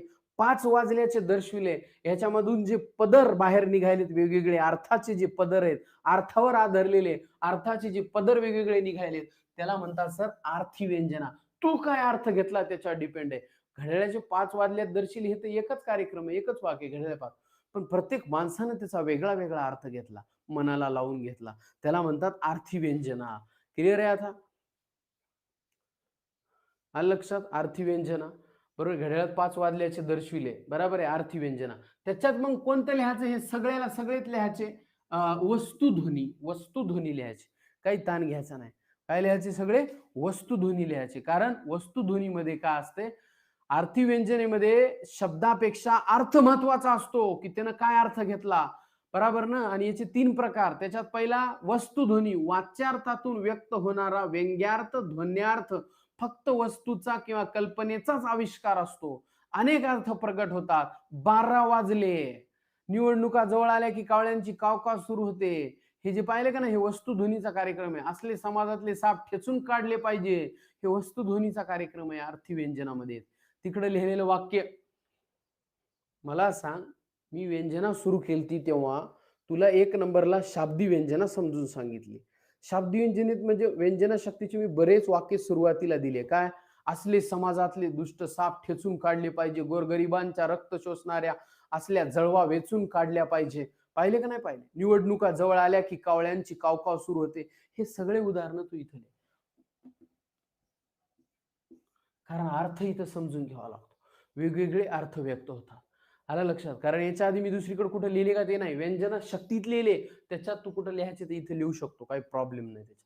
आलं लक्षात? बाकी मग रसध्वनी ताण घेऊ नको. नंतर अलंकार ध्वनी. कारण अलंकार ध्वनी म्हणजे ज्यावेळी अलंकार वापरून व्यंजना साधली जाते तिला अलंकार ध्वनी म्हणतात. ज्यावेळी व्यंजना सहजपणे कळत नाही, त्यातून रस प्रचिती होते, तेव्हा त्याला रसध्वनी म्हणतात. आणि हा सगळा कार्यक्रम संस्कृत मध्ये आढळतो, आपल्याकडे नाही. म्हणून याचे काही उदाहरणं पाहण्याची गरज नाही, दिलेले पण नाहीत आणि विचारलेले पण नाहीत. ठीक आहे, बस एवढंच आर्थी व्यंजनेमध्ये आपल्याला लक्षात ठेवायचे. मग तर आर्थी व्यंजनेचे प्रकार 3 आहेत, एवढं लक्षात ठेवा. उरलेले 2 प्रकार हे संस्कृतमध्ये वापरले जातात. आता सांगा काय कन्फ्युजन आहे, मी परत तुम्हाला विचारतो, त्याच्या बाद मग लक्षण शक्तीला सुरुवात करू. पाहिलंच काय बे आपण, काय करायचं घरी आता बसल्या बसल्या, बरोबर, काम न धंदा हरे गोविंदा, बरोबर आहे का नाही? काय करायचं, मस्त असं लिहायचं व्यंजना शक्ती, आणि मला काय कळालं आणि काय नाही कळालं ते लिहायचं पदशी. मास्तर काय काय म्हणलं, बरोबर आहे का नाही? व्यंजना शक्तीचे मास्तर म्हणलं 2 प्रकार पडतात. पहिला प्रकार म्हणलं मास्तर शाब्दी व्यंजना पडते, आणि दुसरा म्हणला आर्थी व्यंजना पडते. बरोबर आहे, असं लिहायचं पद्धतशीर समजण्यासाठी, हा, कन्फ्युजन दूर होण्यासाठी. ओके. आणि मग पुन्हा मास्तर बोलता बोलता म्हणलं की शाब्दी व्यंजनेचे पुन्हा 3 प्रकार पडतात, सॉरी 2 प्रकार पडतात. त्यामध्ये आपण पाहिला अभिधामूलक शाब्दी व्यंजना, अभिधामूलक शाब्दी व्यंजना, आणि दुसरा पाहिला लक्षणामूलक शाब्दी व्यंजना. आता आपल्याला याच्यावर कमीत कमी 5 मिनिटं बोलता यायला पाहिजे. जर बोलता आलं तर समजायचं कार्यक्रम सक्सेस झाला. ह्याच्यात 3 प्रकार पाहिले, ह्याच्यात तर समजून सांगण्यासारखं काही नाही. अर्थव्यंजने 3 प्रकार कामूनच पडतात, हे कोणी एक्सप्लेन करणार आहे का तुम्हाला? नाही. वस्तुध्वनी, बरोबर आहे का नाही? आणि याच्यातले 2 प्रकारावर लक्ष द्यायची गरज आहे का? नाही. रसध्वनी आणि अलंकार ध्वनी. बस. आता आहे का कन्फ्युजन, सांगा काय आहे. पहिले मी तुला सांगतो कन्फ्युजन दूर कसं करायचं आहे. अजिबात या तक्त्याचा लय लोड घ्यायचा नाही, अजिबात लोड घ्यायचा नाही. ओके. आता फक्त लक्षात ठेवायचं एवढंच, शब्दाच्या अंगी आपल्याला माहिती आहे विविध अर्थछटा व्यक्त करण्याची शक्ती असते, बरोबर ना? तिला आपण शब्द शक्ती असं म्हणतो. वाचलं ते कळालं तिला अभिधा म्हणतात, हे आपण पाहिलं. अभिधेचे 3 प्रकार पडतात, योगरूढ आणि योगरूढ. याचा पत्ता बाजूला काढा, कारण हे आता क्लिअर झालेला भाग आहे. आता राहिलं व्यंजनामध्ये कन्फ्युजन काय. तो व्यंजना मूळ अर्थाला बाधा न आणता दुसरा अर्थ व्यक्त करण्याची शक्ती असते, तिला व्यंजना म्हणतात.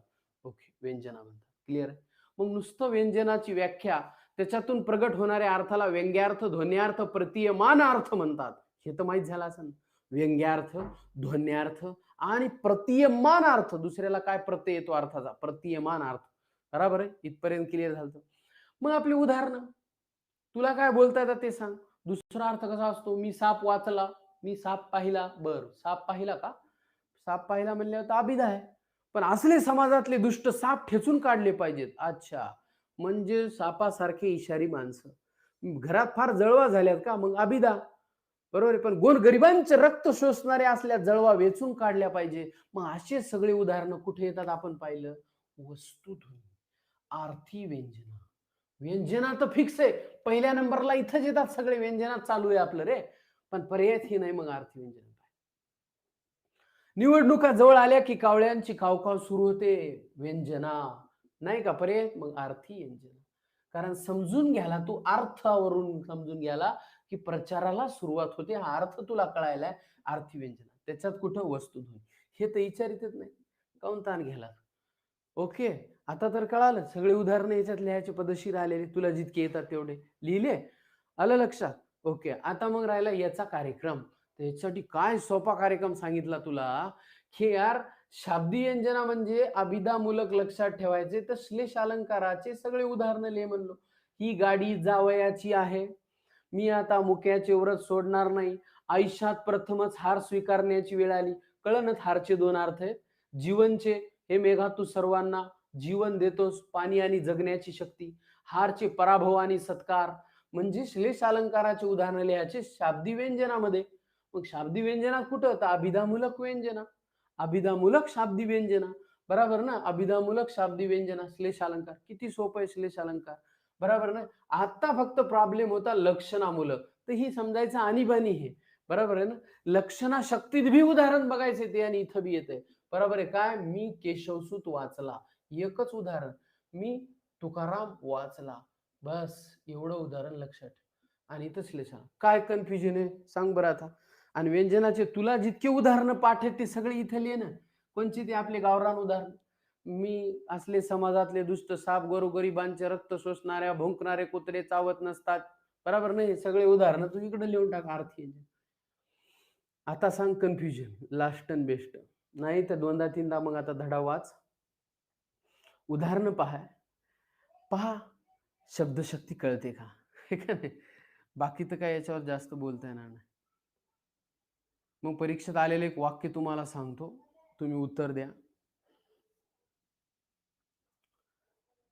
आपली पाठ आपणास दिसत नाही. परीक्षेत याचा असा बी एक प्रश्न आलता. प्रकार नाही विचारला पण अर्थ विचारला होता. ऐका. आपली पाठ आपणास दिसत नाही या वाक्यातील ध्वन्यार्थ पुढे दिलेले आहेत ते पर्यायातून निवडा. आपली पाठ आपणास दिसत नाही याच्यातला ध्वन्यार्थ. पर्याय क्रमांक 1 एकाचे दुसऱ्याशी न जमणे. नीट ऐका. आपली पाठ आपणास दिसत नाही ध्वन्यार्थ ओळखायचे तुम्हाला. एकाचे दुसऱ्याशी न जमणे, आपल्या भावाचे कृत्य आपणास समजत नाही, आपले सगळे सोयरे आपल्याला ओळखत नाही आणि नंबर 4 स्वतःचे दोष स्वतःला दिसत नाही. काय असेल रे उत्तर? पर्याय क्रमांक 4. क्या बात आहे. काय ऐकायला मन लावून तुम्ही. स्वतःचे दोष स्वतःला दिसत नाही म्हणजेच आपली पाठ आपणास दिसत नाही. हा ध्वन्यार्थ तुम्ही समजून घेतला म्हणजे ती शक्ती तर व्यंजना होती. कारण तुम्हाला मी ध्वन्यार्थ विचारला होता. बरोबर आहे का नाही? जी की दुसऱ्यांनी समजून घ्यायचा असतो. मग हा ध्वन्यार्थ कशातून व्यक्त होतो? व्यंजना शक्तीतून. म्हणून शक्ती विचारली असती तर व्यंजना होती. अर्थ विचारला, ध्वन्यार्थ तुम्हाला कळाला. बस बाकी काय मग ताण घ्यायची गरज नाही. ओके.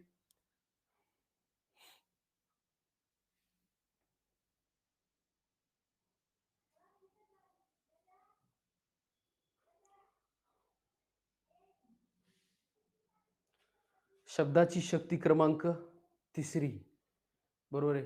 लक्षणा शक्ती. आज जास्त व्हायला असं वाटत असेल तर थांबवा पण इथं. मग गणिताकडे वळूथा. दशमान परिमाणे बघायची तर आपल्याला. लक्षणा शक्ती उद्याच्या तासिकेत समजून घेऊ आणि याला रिवाइज करू. काय अडचण?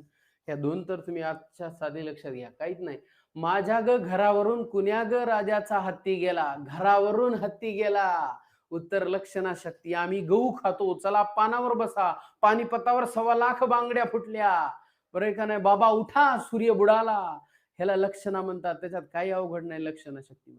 तिकडे मी केशवसूत वाचला म्हणलं की तिकडे म्हणणारे केशवसूतांचे साहित्य वाचले मग लक्षणा. परंतु व्यंजना शक्तीद्वारे अर्कट होणारा अर्थ माहित असेल ना? केशवसूतांचा शब्द न शब्द वाचला मग व्यंजनेने व्यक्त होणारा अर्थ येतो. लक्षणा म्हणजे लक्षात येणारा. ती फार सोपा कार्यक्रम आहे. त्याच्यात मात्र बऱ्याच लक्षणा शक्तीचे प्रकार बघायचे आपल्याला. ते आज सांगितले तर एखादं मराठीच करायचं नाही उद्यापासून. त्याच्यामुळं लक्षणा राहू देऊ उद्यासाठी. आलं लक्षात? आतापर्यंत झालेला भाग लक्षात आला. मी अभिधा आणि व्यंजना शक्तीचे लक्षण सांगितले, त्यातून व्यक्त होणारा अर्थ सांगितला, त्याचे प्रकार सांगितले आणि त्याचे उदाहरण तुम्हाला सांगितले. ते समजले असतील अशी अपेक्षा. नाही कळाला आता डबल व्हिडिओ पाहायचा, दुसरा काही इलाज नाही आणि एकदा वाचायचं. ओके. मी हेडिंग टाकून ठेवतो. लक्षणा शक्ती ती आपण पाहू उद्याच्या तासिकेत. शब्दशक्तीला आपण पूर्ण विराम देऊ. सध्या आता चौथ विद्यार्थी मित्र हो गणिताकडे. गणिताचा आपला तास सरासरी काल शेवटच्या उदाहरणावर तुमच्या कमेंट मला दिसत नव्हत्या, त्यामुळे मी शेवटचं उदाहरण सांगितलं आणि त्याचं एक्सप्लेन बी केलं. त्याच्या बाद धडा आपला इथं संपतो असं मी डिक्लेअर करायलो की सरासरी. आता त्या धड्याचं शिल्लक आहे ते म्हणजे रिवाईज. तुम्हाला विचारणार प्रश्न ते किती कळाला हे पाहण्यासाठी पहिल्यांदा मी आज तुम्हाला प्रश्न टाकतो सरासरीवरचा एक पेपर, आणि त्याच्या बाद नाही लक्षात आला असं मला कळलं, उत्तर जर चुकले तुमचे कमी मार्क पडले तर त्याला आपण रिवाईज करणार आहोत पूर्ण चॅप्टरला. तो आपल्याला माहिती कधी करतो आपण, जमलं तर संडेला, नाही तर मग भूमिती आपली चालू आहे त्याला पुढे घेऊन जाऊ आणि एका दिवशी सायंकाळी यूट्यूब लाईव्ह येऊन आपण रिवाईज करू. चालतंय सर? Okay, thank you. आता गणिताचा नवीन चॅप्टर आपण सुरू करणार आहोत, त्याचं नाव आहे गुणोत्तर व प्रमाण. पण गुणोत्तर व प्रमाण कळण्याच्या अगोदर तुम्हाला कळावं लागते, कारण गुणोत्तराची एक व्याख्या आहे. दोन सजातीय राशींची तुलनात्मक पट काढून केलेली तुलना म्हणजे गुणोत्तर. म्हणजे ज्या दोन राशीचं मला गुणोत्तर काढायचे त्या दोन राशी सजातीय असल्या पाहिजे. म्हणजे काय सजातीय म्हणजे काय, त्यांची परिमाण समान असायला पाहिजे. मग परिमाण समान करण्यासाठी मला पहिले परिमाण माहित असायला पाहिजे. म्हणून आपण गुणोत्तराला सुरुवात करण्याच्या अगोदर परिमाणाचा अभ्यास करणार आहोत. दशमान परिमाणे. दशमान या नावातच व्याख्या आहे सर याची, बरोबर आहे का नाही? 10च्या पटीत कार्यक्रम असतो हा सगळा. कशात पटीत? 10च्या पटीमध्ये कार्यक्रम. दश म्हणजे 10, बरोबर आहे का नाही? 10च्या पटीतच हे वाढत जातात. 10, 100, 1000, 10,000, बरोबर आहे, लाख, 10 लाख, बरोबर आहे, कोटी, असे वाढत जाते. त्याच्यामुळे त्याला आपण दशमान परिमाणे म्हणतो. दशमान परिमाणामध्ये 3 घटना महत्वाच्या आहेत. पहिल्यांदा आपण मोजतो काय? लांबी. समजा ही पेन आहे, ह्या पेनीच्या दोन टोकांमधील अंतर सांगणे म्हणजे लांबी. या पेनीच्या दोन टोकांमधील अंतर म्हणजे लांबी. क्लिअर आहे? नंबर दुसरी घटना असते वस्तुमान. वस्तुमानाला आपण वजन म्हणतो, परंतु बोलताना काही लोक वस्तुमान आणि वजन हे एकच गृहीत धरतात, माहित असेल तुम्हाला व्यवहारामध्ये. पण विज्ञानाच्या भाषेत पाहिलं तर वस्तुमान आणि वजन अलग आहे. मान्य आहे ना सर्वांना? वस्तुमान आणि वजन अलग. वजनाचं तर विचारूच नका. वजन म्हणजे काय? एखाद्या पदार्थाचं वेगवेगळ्या ठिकाणी वजन अलग बी असू शकते. वेट कुठं असते? विषुववृत्तावर अलग आहे, ध्रुवावर अलग आहे, आणि चंद्रावर अजून अलग आहे वजन, बरोबर आहे? म्हणून वजनासाठी. त्याच्यानंतर नंबर 2 ला मी सांगितलं, नंबर 1 ला लांबी मोजण्यासाठी परिमाणाचा उपयोग होतो, आणि नंबर 3 ला धारकता मोजतो आपण. काय असते? धारकता. लांबी, वस्तुमान आणि धारकता असते. काय असते? धारकता. धारकता म्हणजे एखाद्या टाकीमध्ये किती लिटर पाणी मावल, बरोबर आहे? म्हणजे समजा एखाद्या टाकीमध्ये 20 लिटर पाणी मावलं तर त्या टाकीची 20 लिटर ही झाली धारकता, झाली धारकता, बरोबर? एखाद्या टाकीमध्ये किती, म्हणजे द्रव पदार्थ मोजतो आपण लिटर मध्ये, बरोबर ना?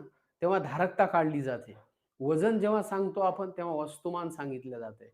आणि लांबी म्हणजे आपल्याला माहिती आहे, दोन दिलेल्या एखाद्या विशिष्ट एखाद्या घटनेचं दोन टोकांमधील काय अंतर सांगतो तेव्हा आपण लांबी सांगतो, जी की मीटर मध्ये असते, किलोमीटर मध्ये असते, बरोबर आहे, सेंटीमीटर मध्ये असते, बरोबर आहे. आणि वस्तुमान ग्रॅम मध्ये असते, बरोबर, किलोग्रॅम मध्ये असते, डेकाग्रॅम मध्ये असू शकते, हेक्टोग्रॅम मध्ये असू शकते. आणि जे काही लास्टला सांगितलं तुम्हाला काय धारकता, ती लिटर, मिलीलिटर वगैरे वगैरे आपल्याला बघायचं, हेक्टोलिटर वगैरे. चालतंय? दशमान परिमाणे कळालं, लांबी, वस्तुमान आणि धारकता यांची ती परिमाण आपल्याला बघायची. चला तर विद्यार्थी मित्रांनो, दशमान परिमाणावर आधारित आपला गाजलेला एक तक्ता आहे. छोट्याकडून मोठ्याकडे आपल्याला सगळी घटना माहित असणं गरजेचं असते. सगळ्यात छोटं जे परिमाण आहे ते सांगा. पहिल्यांदा 1 नंबरला मिली, सगळ्यात छोटं परिमाण आहे, बरोबर आहे. या मिलीपेक्षा मोठं कोणतं माहिती आहे? सेंटी, बरोबर आहे. मिमी म्हणा, नाही तर पहिल्यांदा इथं सेंटीमीटर म्हणायच्या ऐवजी मला पुन्हा म्हणावं लागेल, नाही तर मग मिली, सेंटी. त्याच्यानंतर सांगा डेसी, मोठं परिमाण आहे. सेंटीपेक्षा मोठं आहे डेसी, डेसीपेक्षा मोठं आहे मीटर, बरोबर आहे का नाही? त्याच्यापेक्षा मोठं आहे डेका, डेकापेक्षा मोठं आहे हेक्टो, आणि हेक्टोपेक्षा मोठं आहे किलो.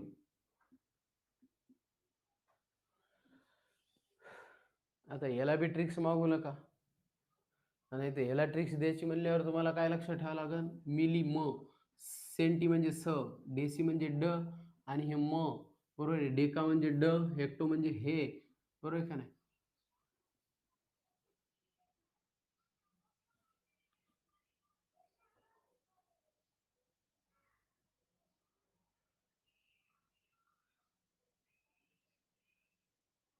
काही माहिती द्या तर मग काय मसड मिलीचा मग मसड मिली सेंटी डेसी डव्हाक डव्हात म्हणायच्या आधी डव्हाक म्हणायचं डव्हाक म्हणजे डेका हेक्टो किलो हो हो डव्हाक बरं का नाही डेका हेक्टो किलो बाकी तर माहिती आहे ते मूळचे हे छोट्याकडून मोठ्याकडे चालूच आपण हा सगळ्यात लहान परिमाण त्याच्याहून मोठं म्हणजे आपण चढता क्रम लिहिलाय चढता क्रम परिमाणांचा बरोबर आहे का नाही जेव्हा दिलेल्या परिमाणाचं रूपांतर आपल्याला करायला होता तेव्हा तुम्हाला माहित पाहिजे की 10च्या पटीत वाढत जाते म्हणजे काय तर 1 मिली म्हणजे 10 सेंटी असते क्लिअर आहे किंवा 10 सेंटी म्हणजे 100 डेसी असते बघा 10च्या पटीत 100 सेंटी म्हणजे 1000 मीटर असते 1000 मीटर म्हणजे 10,000 डेकामीटर असते 10,000 डेकामीटर बरोबर आहे का नाही म्हणजे 1,00,000 हेक्टोमीटर असते आणि 10,00,000 किलोमीटर असते बरोबर आहे का नाही मोजून पहा शून्य तुम्ही मोजून पहा ह्याला म्हणतात 10च्या पटीत वाढत जाते म्हणून याला दशमान परिमाणे असे म्हणतात बरोबर आहे milli centi deci deca hecto kilo मधात हाय मीटर तुम्हाला हे तर माहित असेल असा कार्यक्रम 10च्या पटीत वाढत म्हणजेच मिलीचे रूपांतर आता इकून बघा असं चाललो आपण इकडं बरोबर आहे याला म्हणायचं डावीकडून उजवीकडं बरोबर ना डाबा टू उभा मराठी भाषेचं लिखाण कसं करतात डाबा टू उभा मग असंच लिहालो मी इकडं आता जायचं म्हणजे प्रवास तुमचा असा असेल असा डावीकडून उजवीकडे असेल प्रवास तर तुम्हाला अनुक्रमे 10ने 100ने आणि 1000ने किंवा मग अशाच पटीत पुढं 10,000 1,00,000ने गुणावे लागते मल्टिपल करीत जावं लागतं मग कोणती बी संख्या घ्या आणि त्याच्यावर तेवढे शून्य लिहा बस संपलं तुम्हाला मोजायचं काहीच नाही जर एवढा भाग लक्षात आला असेल पाठ केला असेल पटकन सांगा milli centi deci metre deca hecto kilo बरोबर का तर तुम्हाला लक्षात ठेवायचे डेका हेक्टो किलो इकडं deci centi milli deca hecto kilo deci centi milli deca hecto kilo कसं आहे मी तुमच्या मना मग आता मी तुम्हाला एका मिनिटात क्वेश्चन विचारला की बाबा रे 75 डेसीग्रॅम काही प्रॉब्लेम नाही 75 डेसीग्रॅमचं रूपांतर तुम्हाला करायचे किलोग्रॅम मध्ये डॅश किलोग्रॅम बरोबर आहे नंबर दुसरा प्रश्न पहा समजा तुम्हाला 3.5 या ठिकाणी सेंटीमीटर आहे ह्याचं रूपांतर करायचे तुम्हाला समजा डेकामीटर मध्ये ओके किंवा नंबर 3 ला शेवटचा प्रश्न इथे लिहितो मी 105 डेका लिटर आहे याचं रूपांतर करायचं तुम्हाला हेक्टोलीटर मध्ये तर हे तक्ता समजून घेताना पहिले लक्षात काय घ्यायचं बाबा दिलेला कार्यक्रम काय आहे आणि काय विचारलंय बघा आता 75 डेसीग्रॅम आहे हे पहा इथं डेसीग्रॅम हे तक्ता दिसायला हा यस दिसला मग आता 75 जशास तशी ले काहीच करू नको आता या डेसी पासून तुला फक्त जायचे कुठं किलो मध्ये जायचे मग डेसीला दे सोडून किलो पस्तोर किती कार्यक्रम होते मोज 1 2 3 4 कुठं चालला समोर चालला मग तेवढे शून्य दे 1 2 3 4 जितकं ते लांब आहे तेवढे झालं त्याचं किलोग्रॅम मध्ये बरोबर आहे 3.5 सेंटीमीटर जशास तसे शून्य द्यायला म्हणजे तू गुणायला लक्ष राहू दे हो आता हे सेमी कुठे आहे या ठिकाणी हे इथं सेमी आणि जायचे कुठं डेकामध्ये 1 2 3 घर म्हणजे गुणिले 1000 बरोबर आहे मग 35 गुणिले 1000 35,000 होता पण पॉईंट 1 नुसार आहे मग 3500 डेकामीटर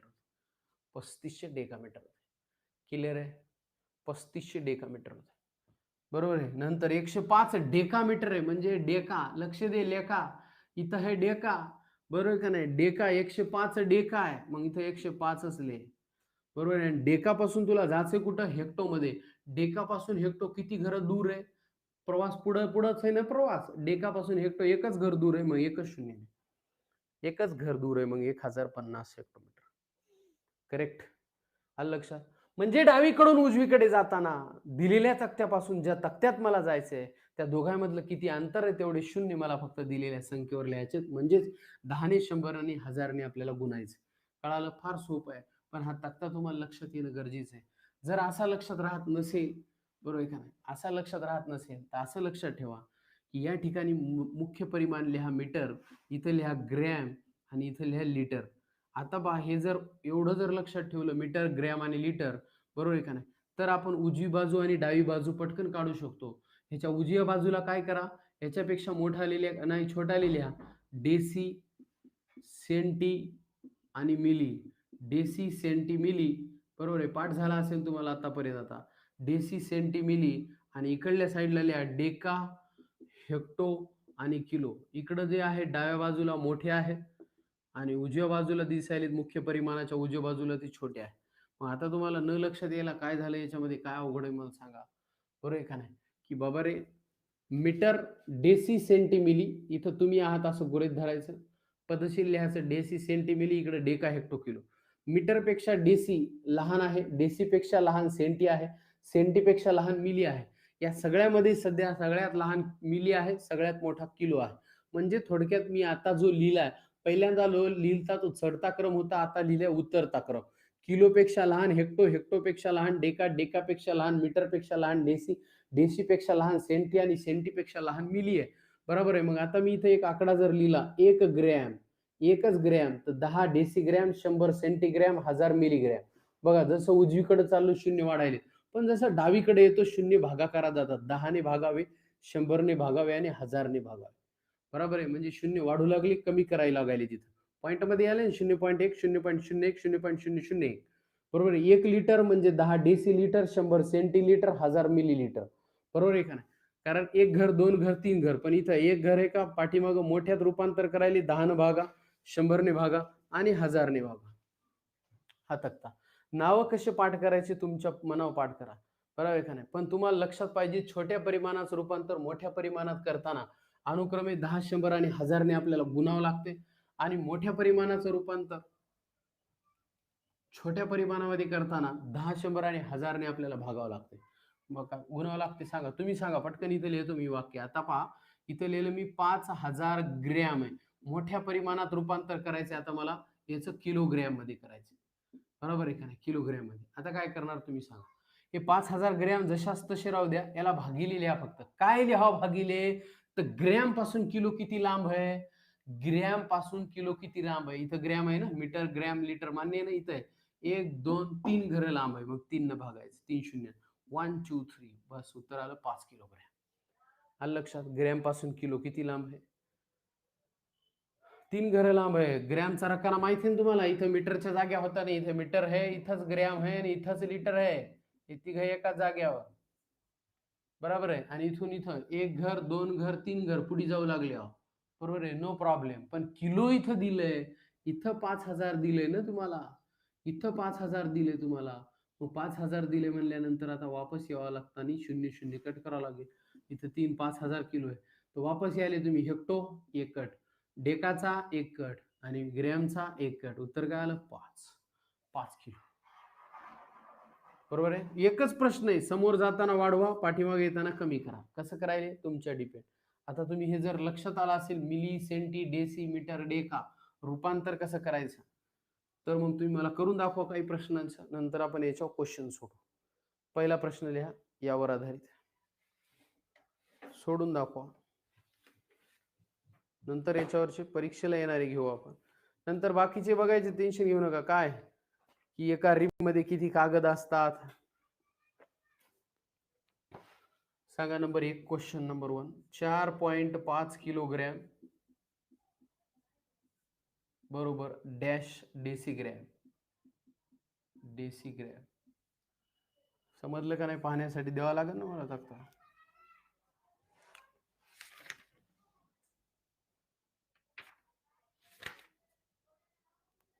5.304 लिटर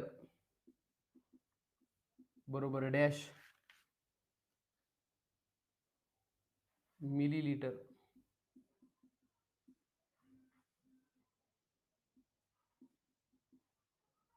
मिलीलिटर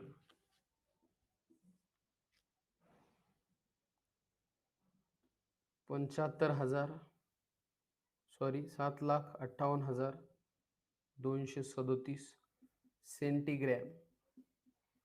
सेंटीग्रॅम बरोबर डॅश हेक्टोग्रॅम. किती हेक्टोग्रॅम,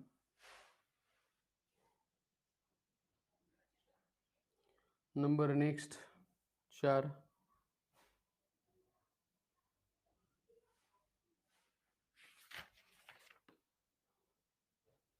पुढचं लिहा.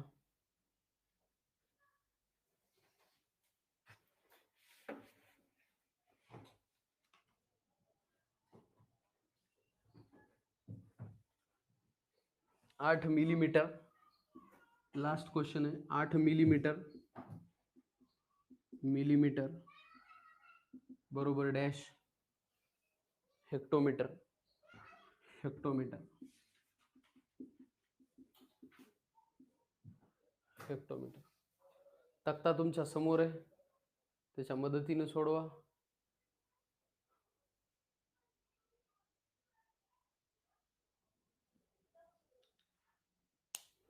जरी रूपांतर करता आलं तर समजायचं आपल्याला जमायले.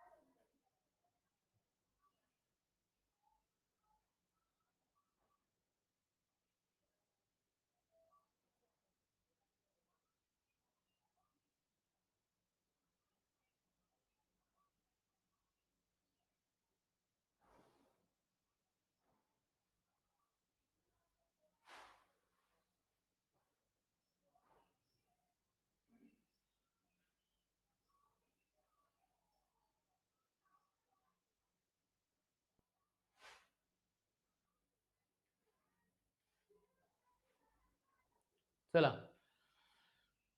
पहिल्यांदा काय करायचं, 4.5 दिसायले जशास तसे ठेवा. गुणिले कशामुळे गुणिले, कारण किलोचं डेसी मध्ये करायचे छोट्या परिमाणात, किलोचं डेसी मध्ये करायचं मोठ्याचं, सॉरी हा, किलोचं डेसी मध्ये म्हणल्यावर काय काय करावं लागेल आपल्याला, गुणिलेच करावं लागेल ना, कारण किलो पासून तुम्ही डेसीकडे छोट्याकडे चालले. सांगा मग. हो, किती लांब आहे ते, 1 2 3 4, 10चा चौथा घात. मग 1 ऑलरेडी हे तिसरा घात येईल, म्हणजे उत्तर 45,000. आलतं का पहिल्याचं टॅली करून दाखवा. किती जणांचं उत्तर बरोबर आलं? येस, बरोबर आहे का नाही. आपला जो तक्ता आहे किलोग्रॅमचा, पहिला तक्ता बघायचा किती लांब आहे. तर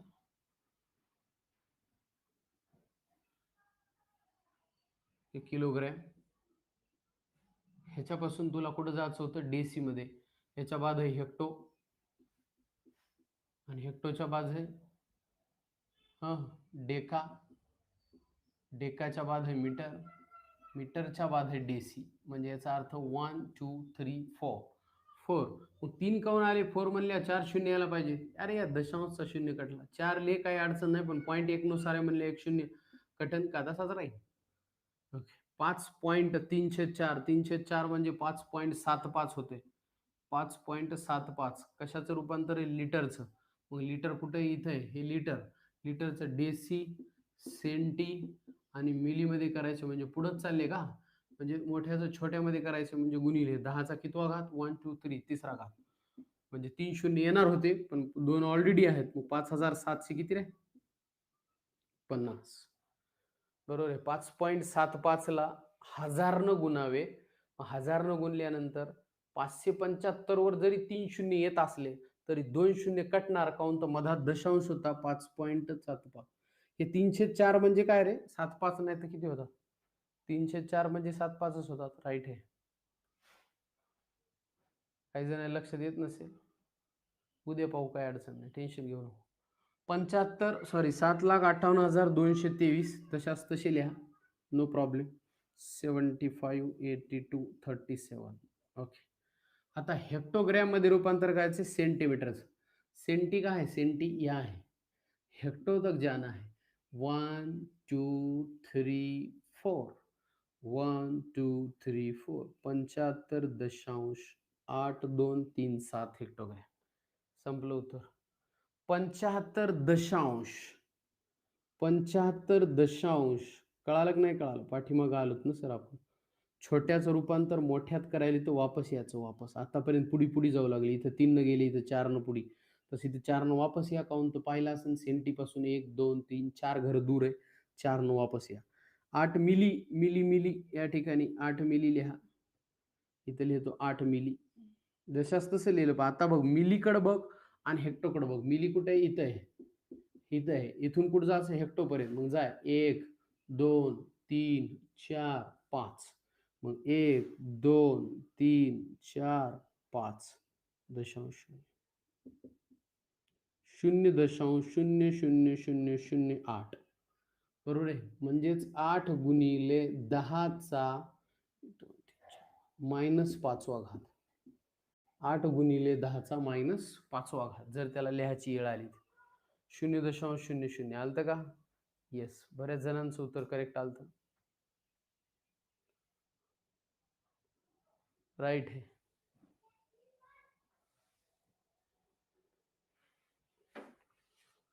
तक्ता परत एकदा समजून सांगू उद्याच्या तासिकेत. आता लिहा सोडवण्यासाठी उदाहरण, होमवर्क. थांबू आपण या ठिकाणी. आज सायंकाळी किंवा दुपारी तुम्हाला वेळ असेल तर इंग्रजीचा कार्यक्रम आपण घ्यायला तयार आहोत, बरोबर आहे का नाही? नवीन एक चॅप्टर शिकायचं आपल्याला चेंज द व्हॉइसच्या नंतर. त्याच्यात इंट्रोगेटिव्ह मध्ये WS क्वेश्चन राहिलेला आहे, मला माहित आहे. ते घ्या म्हणले तर ते घेऊ, नाही तर मग डायरेक्ट इनडायरेक्टला सुरुवात करायची होती मला. डिरेक्ट आणि indirect speech, direct indirect speech जमते, त्याच्यावर आधारित चर्चा करायची होती. सूचना देतो तुम्हाला, त्यावेळेस तुम्ही येण्याचा प्रयत्न करा. आताच टाइम ठरवायचा फिक्स, आत्ताच टाइम ठरवायचा फिक्स, तर आत्ताच सांगा. आणि त्यावेळेला जर रिस्पॉन्स देत असताल तर जबरदस्तरित्या आपण डायरेक्ट इनडायरेक्ट पाहू. प्रत्यक्ष कथन आणि अप्रत्यक्ष कथन, बरोबर आहे. Change in to pronouns, change in to tense, बरोबर आहे का नाही? कसे कसे बदल होतात. Change in to reporting, verb set टूचा बदल काय काय करायचा. आत्ताच टाइम सांगा सर. ओके, तुमच्या मनावर सांगा ना. आता किती वेळ झालाय? आता सध्या बुद्धिमत्तेचा बी तास असतो ना. दुपारी सरचा टाइम काय, विठ्ठल सरचा? 4:30 ते 5:30. मग काय करायचं?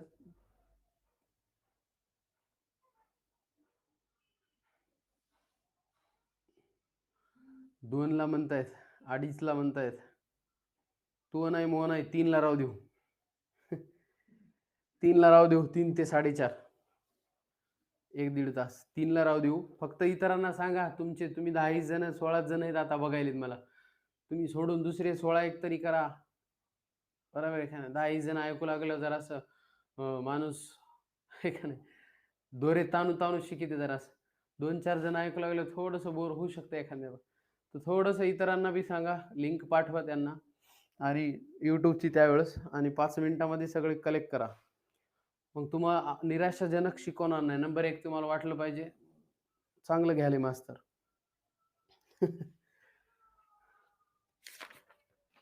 लिहा. पहिला प्रश्न सोडवण्यासाठी 50 मिली, उद्या डायरेक्ट गुणोत्तराला सुरुवात करणार, याला रिवाइज करू. बरोबर गुणिले 40 बरोबर किती? हेक्टोलिटर. हेक्टोलिटर. Number 2 6.02 kilogram. असे उदाहरणं पाहिजेत आपल्याला उद्या. वेळ संपलेला आहे म्हणून मी सोडवायला द्यायलो. 9.7 हेक्टोग्रॅम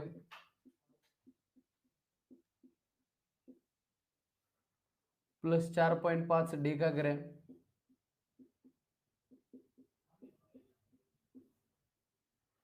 बरोबर किती डेकाग्रॅम?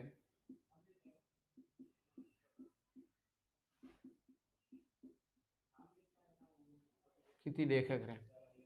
Number 3 40 kilogram minus 750 gram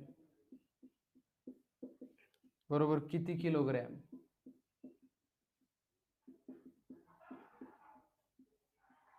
last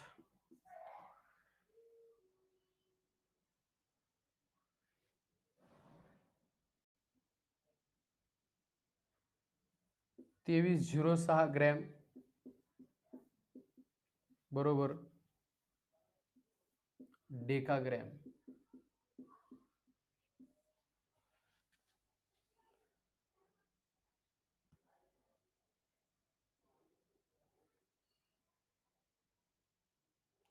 अजून वेगळे उदाहरणं आहेत. मला वाटलं तर मराठीत चलती काय की 1.5 तास. Okay, now we have stop here. All clear? उदाहरणं दिसायले तर राईट डाऊन करा, सोडवा. उद्या आल्याला याचे उत्तर पाहिजे मला. मराठीचं समजलं असेल, गणिताचा जरा मेळ लागला असेल, नसेल कळालं, उद्या दशमान परिमाणाला रिपीट करून याच्यावरचे महत्त्वाचे असेच क्वेश्चन घेऊन गुणोत्तराला आपण सुरुवात करू. ठीक आहे. सायंकाळची तयारी मी करायला सुरुवात केलेली आहे. सायंकाळी भेटू मग आपण. सायंकाळी काय दुपारीच म्हणावं लागेल. मग कितला ठरलंय आपला? 3 का? ओके, 3 वाजता या मग. डिरेक्ट इनडायरेक्ट स्पीच पाहण्यासाठी प्रयत्न करतो. Thank you. Have a nice day. Sopan Kalbande, कुठं जाऊ नका.